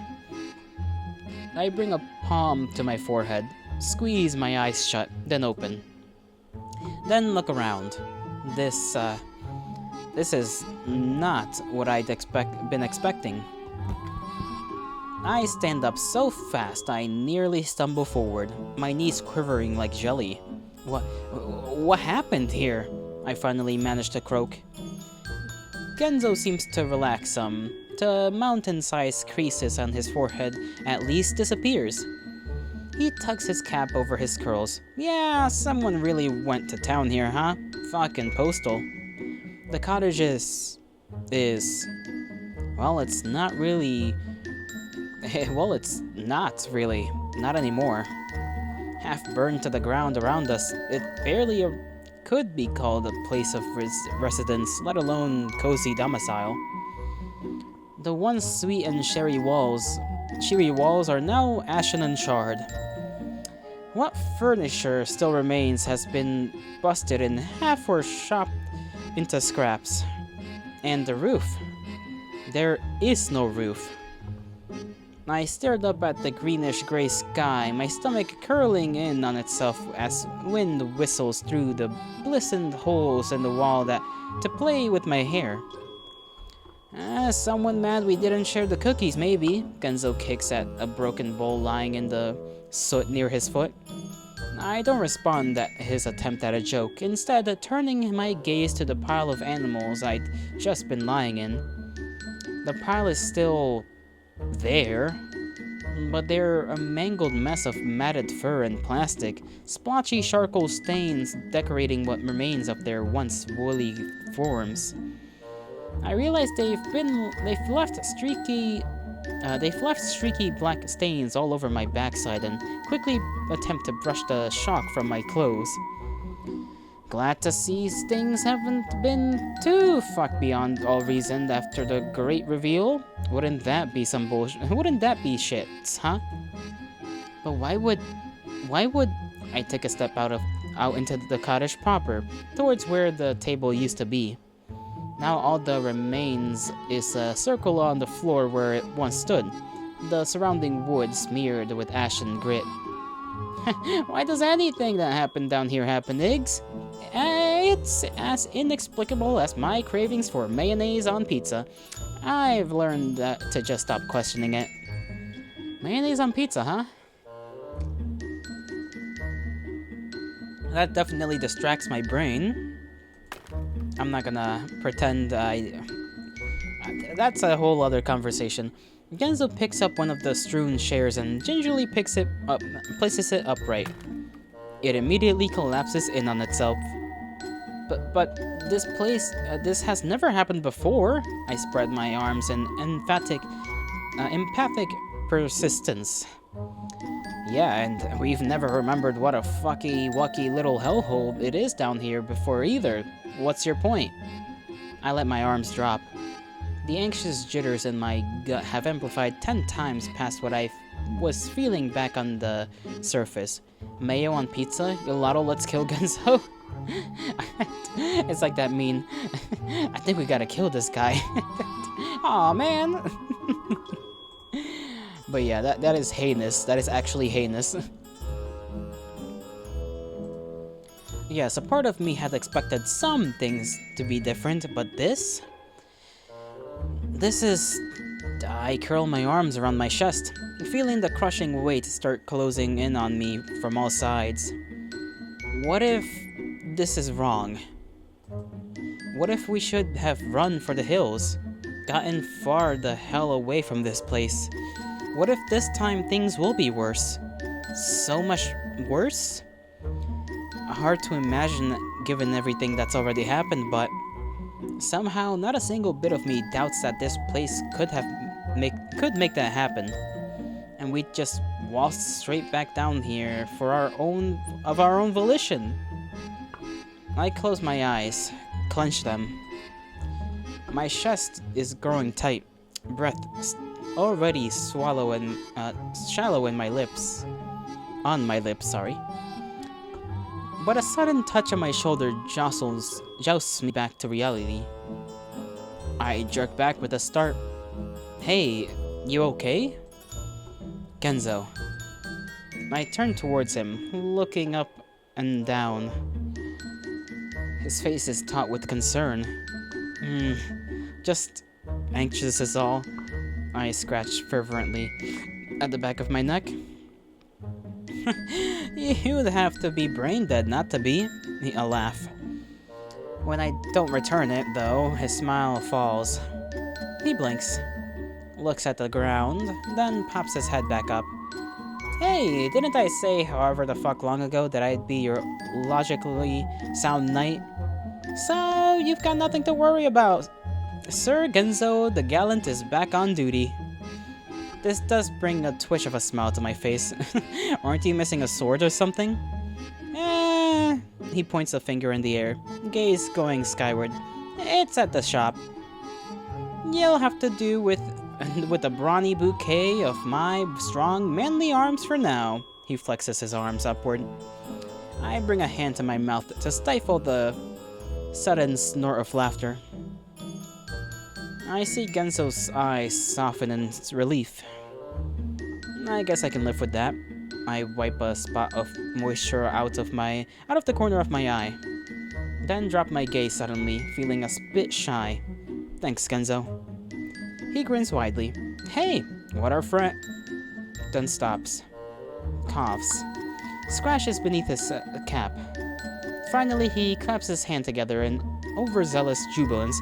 Anyway, let's vamoose this cauterized caboose before we all get lung cancer. And by we all, I mean you, since it's already too late for me. He trundles his way toward the door with only slight trouble bypassing the battered bits of burnt bric-a-brac along the way. I don't know what bric-a-brac is. Let's see just how fucked up the rest of this McSpawnald's place is, shall we? He brings his hand to the doorknob, twists, only for the entire door to simply collapse in on itself at the touch. He's left standing there with the slightly bronzed knob still in his palm. He blinks, looks upward. Not how those things usually work, but okay. Feels like this whole thing could cave in on us at any second, I muse as I wander over. Almost as if on cue, a piece of crisp rafter remnant drops to the floor just to my right. I give a start, practically jumping through the empty door frame and out onto the path. Jumpy much? Genzo chuckles and follows like a calm, rational human being. I give a nervous twitch and scratch at my arm, then turn my gaze to our surroundings. Outside, it doesn't look that much different. The pink-hued trees are still there. The softly covered path leading through them. The tufts of grassy foliage on the other side of the packed clay. Oh. We had a slight little drop there in bandwidth, I don't know why.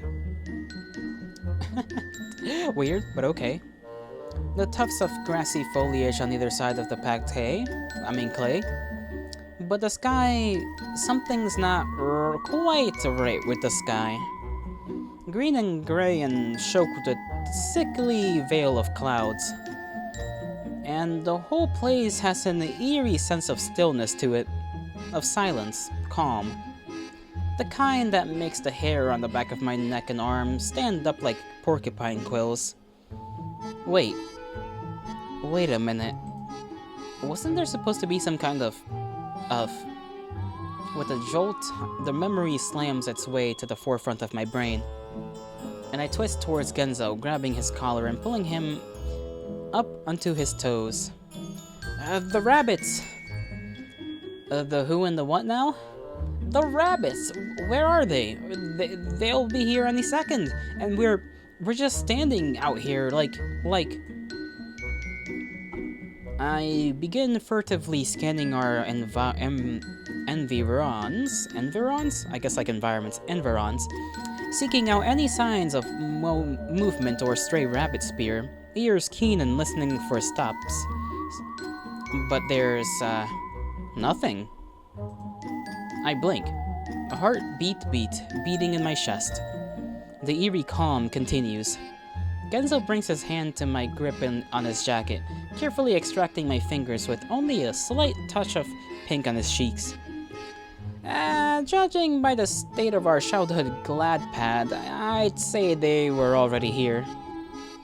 He falls back down on his heels, then smooths down his front. Either way, though, not sure how much we'll be able to rely on our collective brain stains, and from here on out. Seems like a lot has changed down here, and none of it for the better, I'm guessing. I bring a hand to my hair in seeming awkward acceptance. He's right. He's always right. God damn it. I feel my heart rate, my racing heart start to slow and drop my hands with a sigh. Only for a sudden rustle in the nearby shrubs to send my heart leaping back up into my voice box. I take a startled step back as a rabbit comes lurching out of the brush. Genzo's arms come out, so fast it nearly slams straight into my ribs. He shoves me backwards, going tense as the rabbit comes reeling towards us, breath labored, stilted, snarling, before promptly collapsing to the ground right in front of us. We can only stare in confusion at the rabbit's prostrate form, tendrils of dust from his impact still painting the air. That's when I see the trail of blood. It's leaking from the rabbit's leg, a torn snarl of red slicked fur, leaving a vivid stain on the strewn gravel. He's hurt? My head cocks almost instinctively, and I feel curiosity start tugging my feet forward. Iggs, Genzo hisses, snapping his arms back around against my gut. And none too soon either. Oh. Because in the next second, a second rabbit leaps from the undergrowth. It lands atop the other rabbit with a blood-curdling shriek, digging its muzzle down the rabbit's neck with a squelch. Genzo takes a shocked step backwards, nearly sending me tripping over my feet. Then we watch. Okay, so they're cannibalizing one another.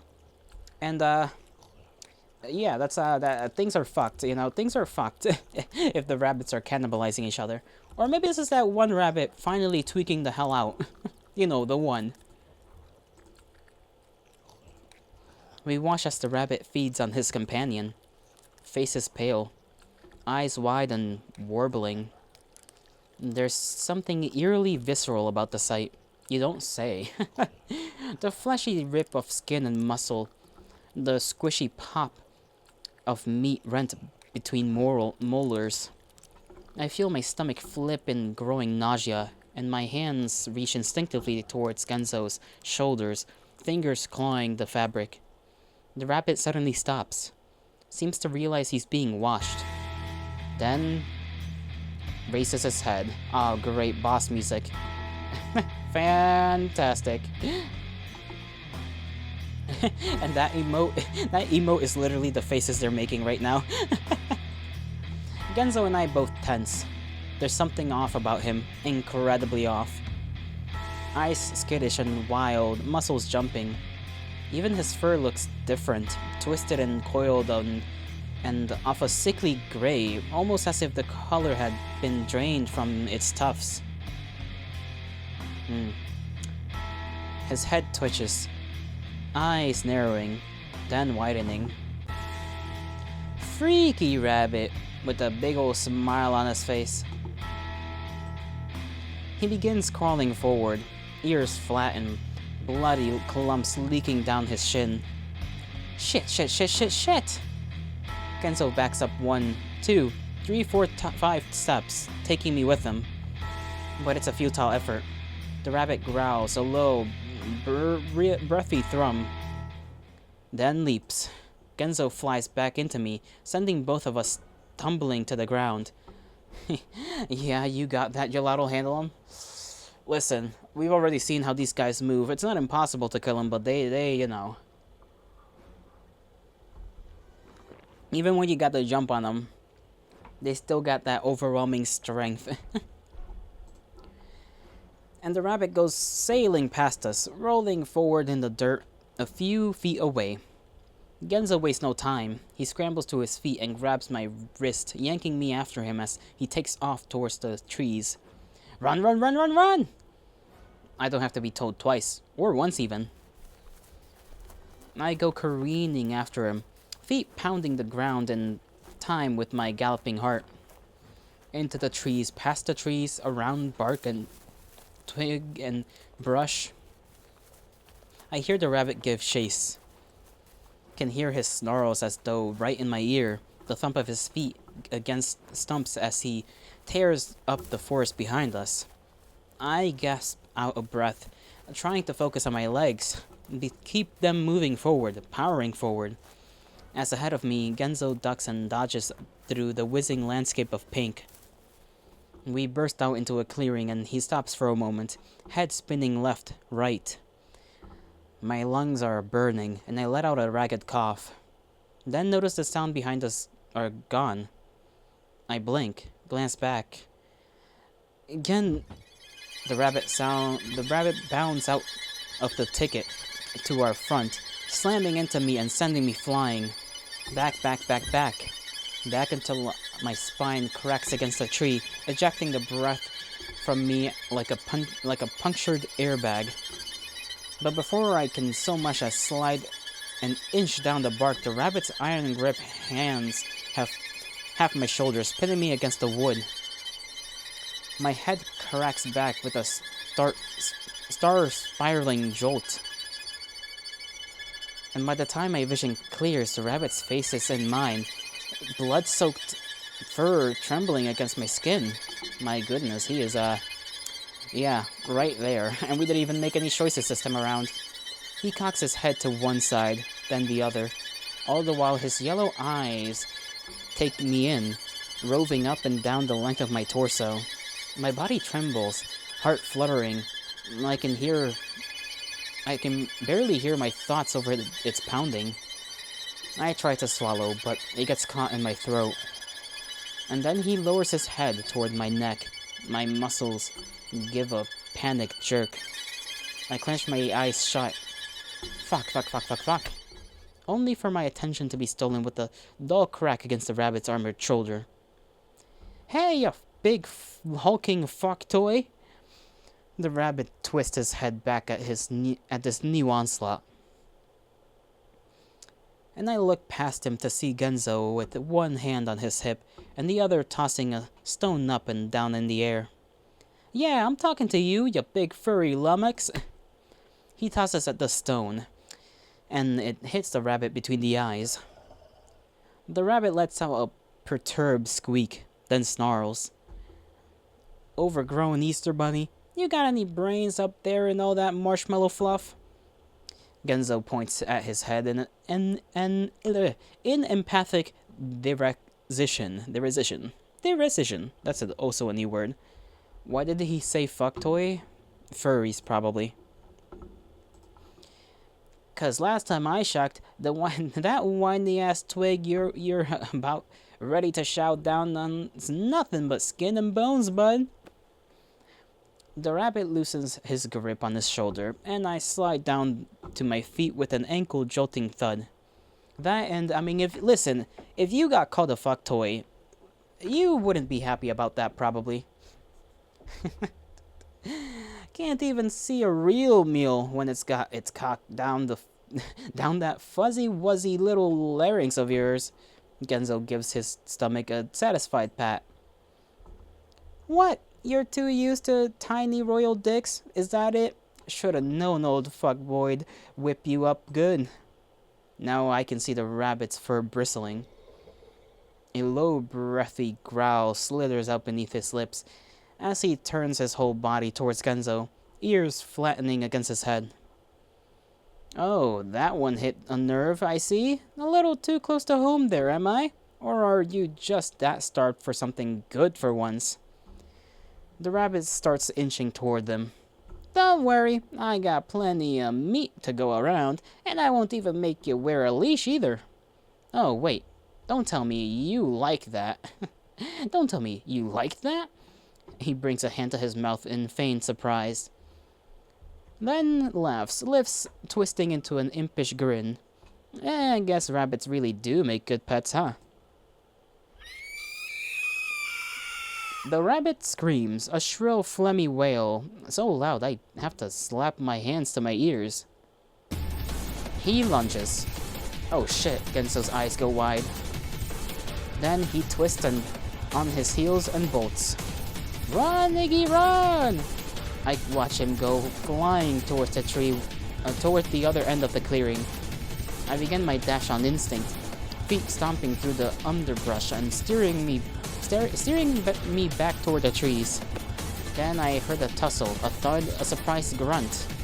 And when I look back, I see the rabbit perched on Genso's front, just beyond the line of trees. Man.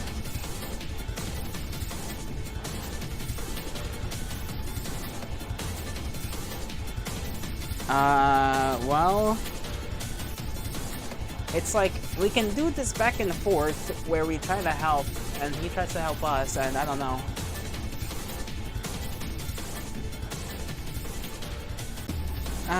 Fucking hell. Help? But you know what happens every time we try to help. Like, are we sure it's a good idea to help?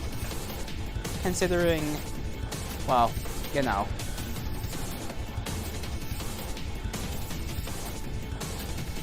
We always die. It's the second option. Did you save? I did. Yeah, I did. On the quick saves. Fuck it. I'm a little curious. No. I stop on my tracks. Stare at the sight. This has happened before. This has happened way too many times before. My hands go to the front of my shirt, clutching at the fabric as my arms start shaking. Not again. Not again. Tears prick at the corners of my eyes. I can't do this without you, Gen. My feet move before I even realize what's happening. Then I'm running forward, dashing forward, sprinting straight toward the giant back of that elephantine rabbit. A throaty wail rips from my lungs as I fly. You could have at least come with a rock, you know what I mean? Like, fly with a rock in your hands and pull a caveman on him. Then I leap straight into that thing's distended back. And I hit it with an oomph. Then scramble. I pull myself up towards its shoulders, fingers reaching for anything I can use to grip, knees tugging painfully into the smooth surface of its armor. I climb until I reach its head, then do the only thing I can possibly think of to do in such a situation. I grab his ears tight between my fingers and yank. The rabbit gives an unsightly yelp. He tries to buck me off, tries to reach up and grab his ears, grab anything. But I just wrench his ears harder, all the way back toward my knees. More pained squeaks. And I can feel his body twitch in pain, and his hands grapple helplessly with his throat and shoulders, unable to reach me. Beneath us, Genzo watches in wide-eyed wonder, still splayed out on his back. Genzo, it's a 2-on-1 help out right now. we are not 1v1ing this fucking rabbit. That's not happening. Jump him. Then his gaze turns sharp. I see him dig in his pockets, pull something shiny, then stab. Right, he has a screwdriver. The screwdriver goes straight into the rabbit's exposed neck. Keep holding him, Iggs! One stab, 2, 3, 4, 5, 6. Again and again, Genzo jabs the tip straight into bloody mass of fur. The rabbit's body spasms beneath me, nearly shucking me off. But I hold as fast as I can, my whole weight going into my claw-like grip on his ears. Genzo keeps going, on and on. Blood flying everywhere now, painting his hands, his face, the grass below. The entire front of the rabbit's armor is red with it. So bright and brilliant, I can barely look at it. And the squelches, like tugging a boot from waterlogged mud. Each jab spurting more and more goop across Genzo's fingers as the tip rips through more and more tissue, sinews, and veins. Genzo gives an almost desperate sounding bellow, then slams it deeper than before. Buried all the way to the hilt and further, still further, his grip tight as steel on the handle as his hands practically invisible among the red-soaked fur. Then he holds it. Holds it as the rabbit chokes and gurgles and sputters.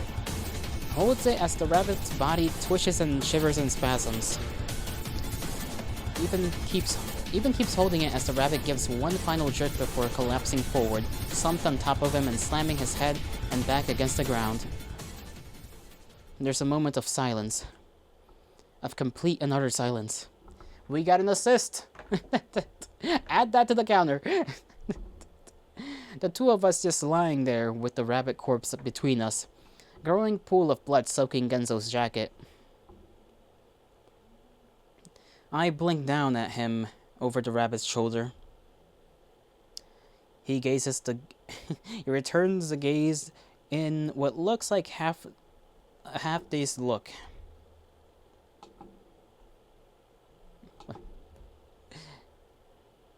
Fuck. Right, you don't remember. 3, 10, 4? Yep, that's the new KD. Roger that. Let me skedaddle real quick, so I gotta use the restroom and get some more drink. I'll be right back.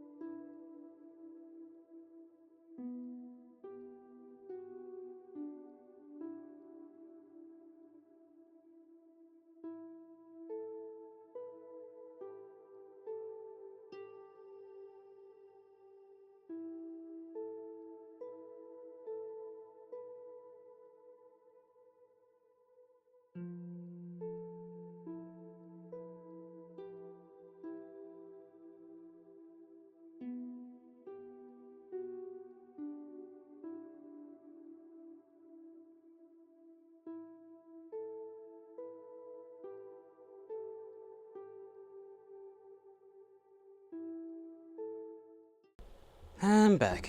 Alright. Sorry about the long little, like, 6-minute break there. It's warm. Very warm. I'm getting kind of hungry too. So this might just be a 3-hour stream today. Because the food that's left over to heat up is I gotta heat it up differently. Gotta actually cook it. Cook it to warm it. So no 4-hour stream today. Okay, he returns the gaze in what looks like a half-dazed shock. Before promptly grinning. Yeah, look at him. Victory. The same stupid shit-eating grin he's shot me so many times before. Ew! He yanks the bloody screwdriver out of the rabbit's neck with a spray of red. Yeah, that's nasty. Look at that. Nasty as hell. Nasty. I never leave the workshop without it. I roll my eyes, but feel a wave of relief wash over me all the same. We did it. I'm not sure how we did it, but we did it. A release of tension shudders runs up the base of my spine to the top of my skull, making the tips of my hair tremble. Can we get this 2-ton tin can of me off? Can we get this 2-ton tin can off me though? Maybe. I am damn near making me shit my own guts out on the grass. He shoves against the weighty torso, keeping him pinned. Oh, right, my voice cracks unbecomingly as I roll off to the side. The two of us make for a sorry sight as we push ourselves back to our feet, hair mused, clothes mused, unsightly red stains streaked across skin and soaked into fabric. Genzo scratches beneath his cap and looks around, beleaguered breath slowly returning to normal. I follow his gaze. You think there's more of them? Oh, where murder rabbits go, where murder rabbits go, more murder rabbits follow, or something like that. 3 hours? Elato's letting me nap. Viewbot doesn't know he's taking a nap and will be forcing himself to stay up again. Oh, he's not taking a nap. Damn. Unfortunate fate for Viewbot. Shaking my head. He should, though. Just take a little nap. I scratch anxiously at my arm. Not sure I'm ready to take on another one of those things again so soon, or ever, to be honest. Shall we keep moving then? This whole fucking forest is giving me a plus-size case of the willies. Yeah. Oh wow. More. Almost as if on cue, a screech rips through the air. It's shrill and hoarse and loud, so fucking loud. And when I shoot my gaze skyward, I see a whole passel of birds take off into the clouds. Shit! Genzo spins on his heels, face turning white. Another screech. And another. And not form all around us now. With such force it feels like the very air is quivering. My head screams with this. I bring my hands to my ears, eyes slamming shut. Make it stop. Make it stop. But it doesn't stop. And just when I realize I'm screaming with it, my arms are nearly jerked from its socket. That's a lot of ketchup on Genzo, huh? Indeed. My eyes pop open, and through the hazy film of moistness, I see Genzo pulling me. I grasp, stumble, then attempt to fall in step behind him. His fingers clamped tight around my wrist. We're running again. Running as the very forest feels like it's opening up around us. The trees pass by in flashes of darkened pink. I try to keep my gaze focused straight ahead, on the sight of Genzo's hat, bright and vivid even through the panic. But I can still sense them around us.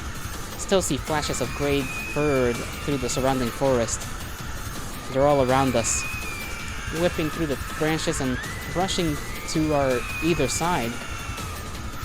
I suppress a shuddered gasp and clench my eyes shut, willing my focus to my aching legs. Just keep running. Just keep running. A gust of wind right next to me.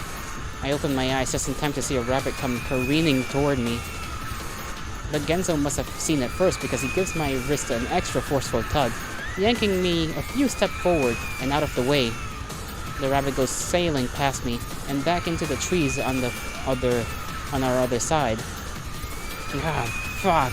Genzo shoots me a look of sheer panic. Then back to the front, just in time to dart left of an oncoming crop of bushes. We burst out from them, which sends us flying out of the forest proper. That is so odd. That makes me question, why was there that one rabbit that kinda was normal then, who the other rabbit ate? Or is it just like rabbit on rabbit violence all around? They've all gone feral and that rabbit just happened to be the weak one of the group. Weird.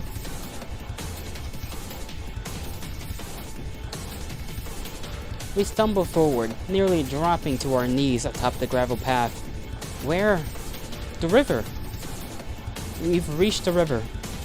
I can see it in my head as though it were yesterday, calm and serene as it reflects the golden hue of the sky, cool as we'd waded into it to wash off another screech from behind us cuts off my thoughts.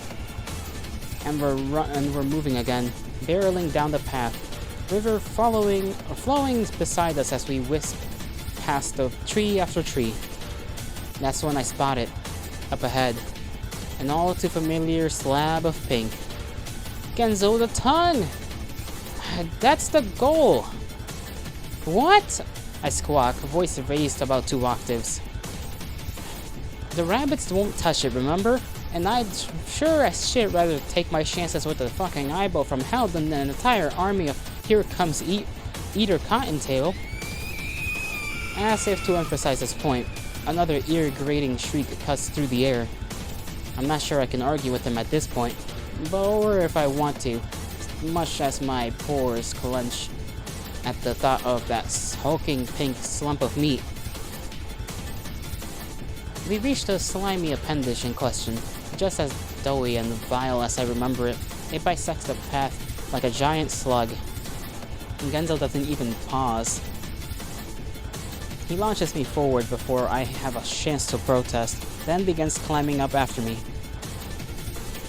I follow suit, the two of us clambering up and onto the porous surface as it buckles and weeps beneath us. When I look back, turning just in time to see 3, 4, 5 rabbits break clear of the trees and come speeding down the path after us. I watch, narrow my eyes. Genzo? What? He pauses himself to... he pushes himself to his feet with a wobble.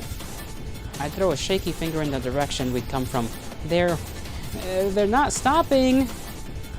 Indeed, they haven't slowed down the bit since emerging from the forest. In fact, they almost seem to be going faster. I'm sure they'll... Genzo turns to look. Blanches. He takes a step back. Then, in a voice so hushed I almost wouldn't recognize it for his. Iggy, run. We turn and book it. I take 2 steps across the buoyant surface before falling flat on my face. Genzo follows suit 2 steps later. But we somehow manage to keep crawling forward, pulling ourselves forward, doing everything possible to keep moving. My lungs feel like they're on fire, arms and legs screaming at me, barely restrained panic numbing at my lips and tongue. I chance a confused glance at the cliff face, expecting to see our old friend. But it's gone. No, not gone. Destroyed. Bits of gooey eye decorate the rock like half solidified egg white, splattering against the wall. And within the muddled mass, I can make out what look like shredded bits of viscera and muscle. It's been ripped apart. I choked back a gasp and jerked my gaze forward. The tongue warbles and ripples beneath us, and I realized with a start that the rabbits must have reached it. They're on top. They're coming. More shrieks this time from the direction of the cliff. I throw a panicked glance upwards to see more rabbit ears appear atop the cliff, their owners growling and snarling and climbing down the rock like spiders. Where are they coming from? They're everywhere. Fuck. I attempt a stumbling leap to get myself moving faster, but it only sends me face first into the swollen mass of pink. Come on, Eggs! I'm not watching you get eaten alive by homicidal rabbits! Genzo has reached the end. I see him roll off and back onto solid ground with a little huff. Tears of frustration prickling my eye. I will strength back into my arms. Must go faster. But this isn't enough for Genzo, who takes one look at me and one look at the rabbits, then promptly grabs my arms and yanks me the rest of the way off the surface of the tongue. We go flying. And though I attempt to stick my hand out, it doesn't help. I land hard on my shin in the dirt, bouncing and rolling a few feet away with a subsequent cracks to my skull. Genzo is back on me in a flash, tugging at my collar in an attempt to get me up and moving. Come on. I can hear the panic frustration in his voice. I'm trying, I cough, wobble to my feet. A throbbing pain radiates out from my jaw to vibrate against my brain. And when I bring my hand to my shin, my fingers come away speckled with blood. The boat! We gotta get to the fucking boat! Boat? My head is spinning now, vision hazy as I lumber for after Genzo's form. I see him gesture wildly ahead. That's when I see it. Oh yes, of course! The boat! The boat! All at once, an overwhelming sense of dread washes over my entire body. Memories of something horrible I can't quite explain, but definitely there, and definitely tangible, and definitely screaming loudly, quite loudly from the back of my mind. But Genzo, if we don't get on that fucking boat, we're going to die. The sheer intensity of his voice is enough to stop me short, enough to snap the cloud from my head, and I say nothing more, falling in hurried step behind him as we go speeding towards the docks. I can still hear the snarls behind us, and they're still coming, and gaining on us most likely, but I don't dare look. I don't allow myself to look elsewhere, anywhere besides Genzo's back. Even as we alight the wooden stairs up the pier, even as I spy the remnants of the once springy flower in my peripheral vision, its white petals lying in shredded disarray on the ground, we get to the boat. The boards of the dock shudder under my feet. They're here. Genzo? Jump, Biggs, jump! I see Genzo go flying. He lands in the back of the boat with a rough tumble. The force of it sends the boat drifting away from the dock, and I come to a skidding halt at the end of the pier, just watching as the gap between the boat and the planks grow larger and larger. Genzo lurches to his feet, then looks up in horror. What the fuck are you doing? He clutches at his fingers to his calf. It's too far! Ignatius Maxwell, you jump on the boat right fucking now! I throw a glance behind me. 8, 9, 10 rabbits, barreling towards the dock, screaming down the pier. The air freezes in my lungs, and for a moment, I forget how to breathe, how to think. They'll be on me any second. I turn back. At the fucking... What do you think, bro? Iggs, this is not a choice. Would you please fucking jump? Genso has his arms outstretched, his face a deathly shade of white. He's right. Fuck, he's right. I've got to do it. I've got to do it or I'm dead. I clench my eyes shut. Take a deep breath. Then... jump. It seems to last forever. Almost as though I'm suspended in the air. Then, all at once, time speeds up and I'm flying. I missed the boat by a good foot, plunging instead straight into the water. Fuck! Well, at least the rabbits, won't come in? Maybe? I assume they can't swim too well, either way. Cause, what did you do to these rabbits, Yolotl? We did nothing. We are free men. We came here looking for our friends. And the rabbits are the aggressors. They aggressed upon each other, let alone us. I hadn't been prepared for this, and as I gasp in surprise, water invades my mouth, my throat, my nose. I sputter, throw my arms out, battle desperately with the sloshing froth. The boat, where's the boat? I grapple for a while, the white wall. My fingers slick against the surface. Then a set of hands finds my shirt. Genso's fingers clench into the fabric as he tugs me up and out of the water. I emerge like a fish on a hook, still choking and clawing at the air, clawing at him. But he somehow succeeds, despite my panic flapping to drag me over the side and onto the boat proper. We go down with a wet slap on the deck. It takes me a moment to stop flailing.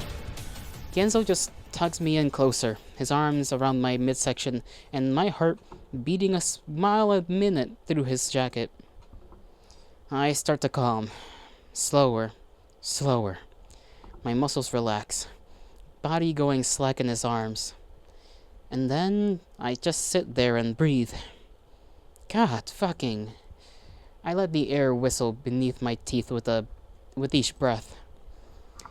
My arms, my legs feel like jelly, wet sloppy noodle, lying inert on the floorboards. Genso glances up at the receding dock. It's lined with rabbits now, all of them just standing there, hissing and snarling, the occasional shriek still biting the air. But we're safe, floating, sailing away. A sigh from behind me. Genso looks skyward with an exasperated groan. Could you stop giving me a heart attack every 5 seconds? That would be great, thanks. I try to think of something witty to say in response. Hell, I try to think of anything to say in response. But my head's still too much of a jumble to form proper speech. So instead, I just let out a little bleh and stick out my tongue. What was my button? A little bleh. Attractive, Genso replies. But I can hear the smile in his voice. My tummy rumbling now a lot.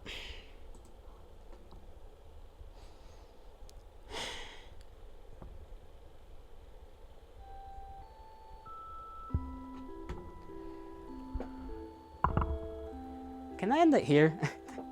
I wanna go eat. That was enough action for the day, enough story. I'm like probably gonna start feeling woozy if I don't go eat something. And I don't know why I'm feeling like this. Yeah, go ahead. Thank you. I'm like, bro, I'm like, I don't even know why. Because I ate, I'm pretty sure I ate food. You'll allow it? Viewbot has been merciful. I'm gonna save it on an actual save just in case though. Overwrite this save, yes. And then we'll just quit. Cause holy damn. So much has happened, bro. Wonderland is built different now. The rabbits are wilding out. We are surviving pretty good for the most part. We don't know what's ahead though. We are on the boat. I assume I don't even know. With all these rabbits going around, I have no clue how the village Gidget is standing, let alone the kingdom that the rabbits come from. Like, what the hell is Orlam doing that things are this fucked up, that the rabbits are out here cannibalizing each other and going on a wild spree? Goodness. If you brought that guy with no screen time with you, he would not have made it? Probably. Probably not. In hindsight, bad idea. Bad idea. You're right. Shit's fucked. Shit's all kinds of fucked. My goodness.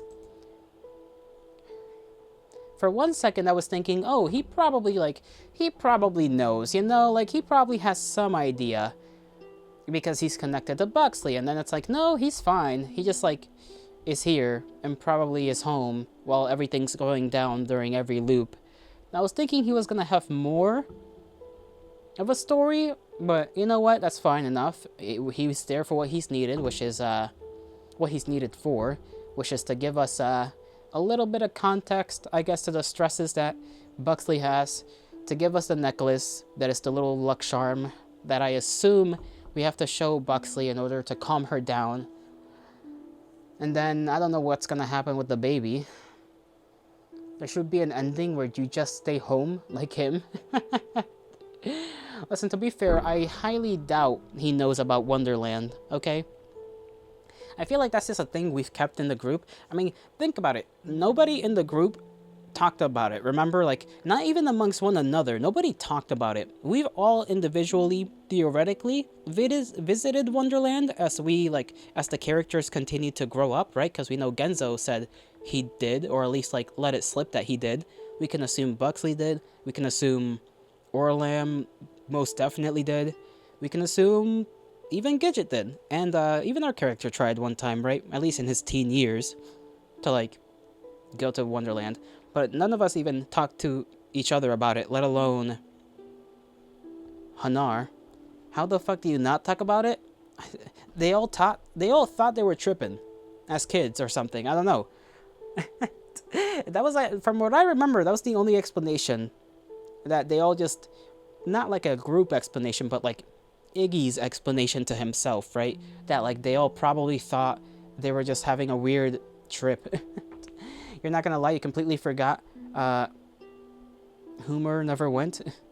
Yeah, Hanar never went, because Hanar, you gotta remember, Hanar is Buxley's boyfriend. He wasn't part of the friend group. He was like an honorary member of the group. Yeah, at the time, I guess, and now, you know, boyfriend then husband. There we go. Anyhow, I bid thee farewell. I don't know when it's gonna be the next time I get on this game. Probably the weekend, maybe. But I hope you all have a great rest of your mornings, afternoons, evenings, and nights, wherever and whenever you are. May the gods bless you. May the stars shine in your honor. And I shall see you all in the next one tomorrow.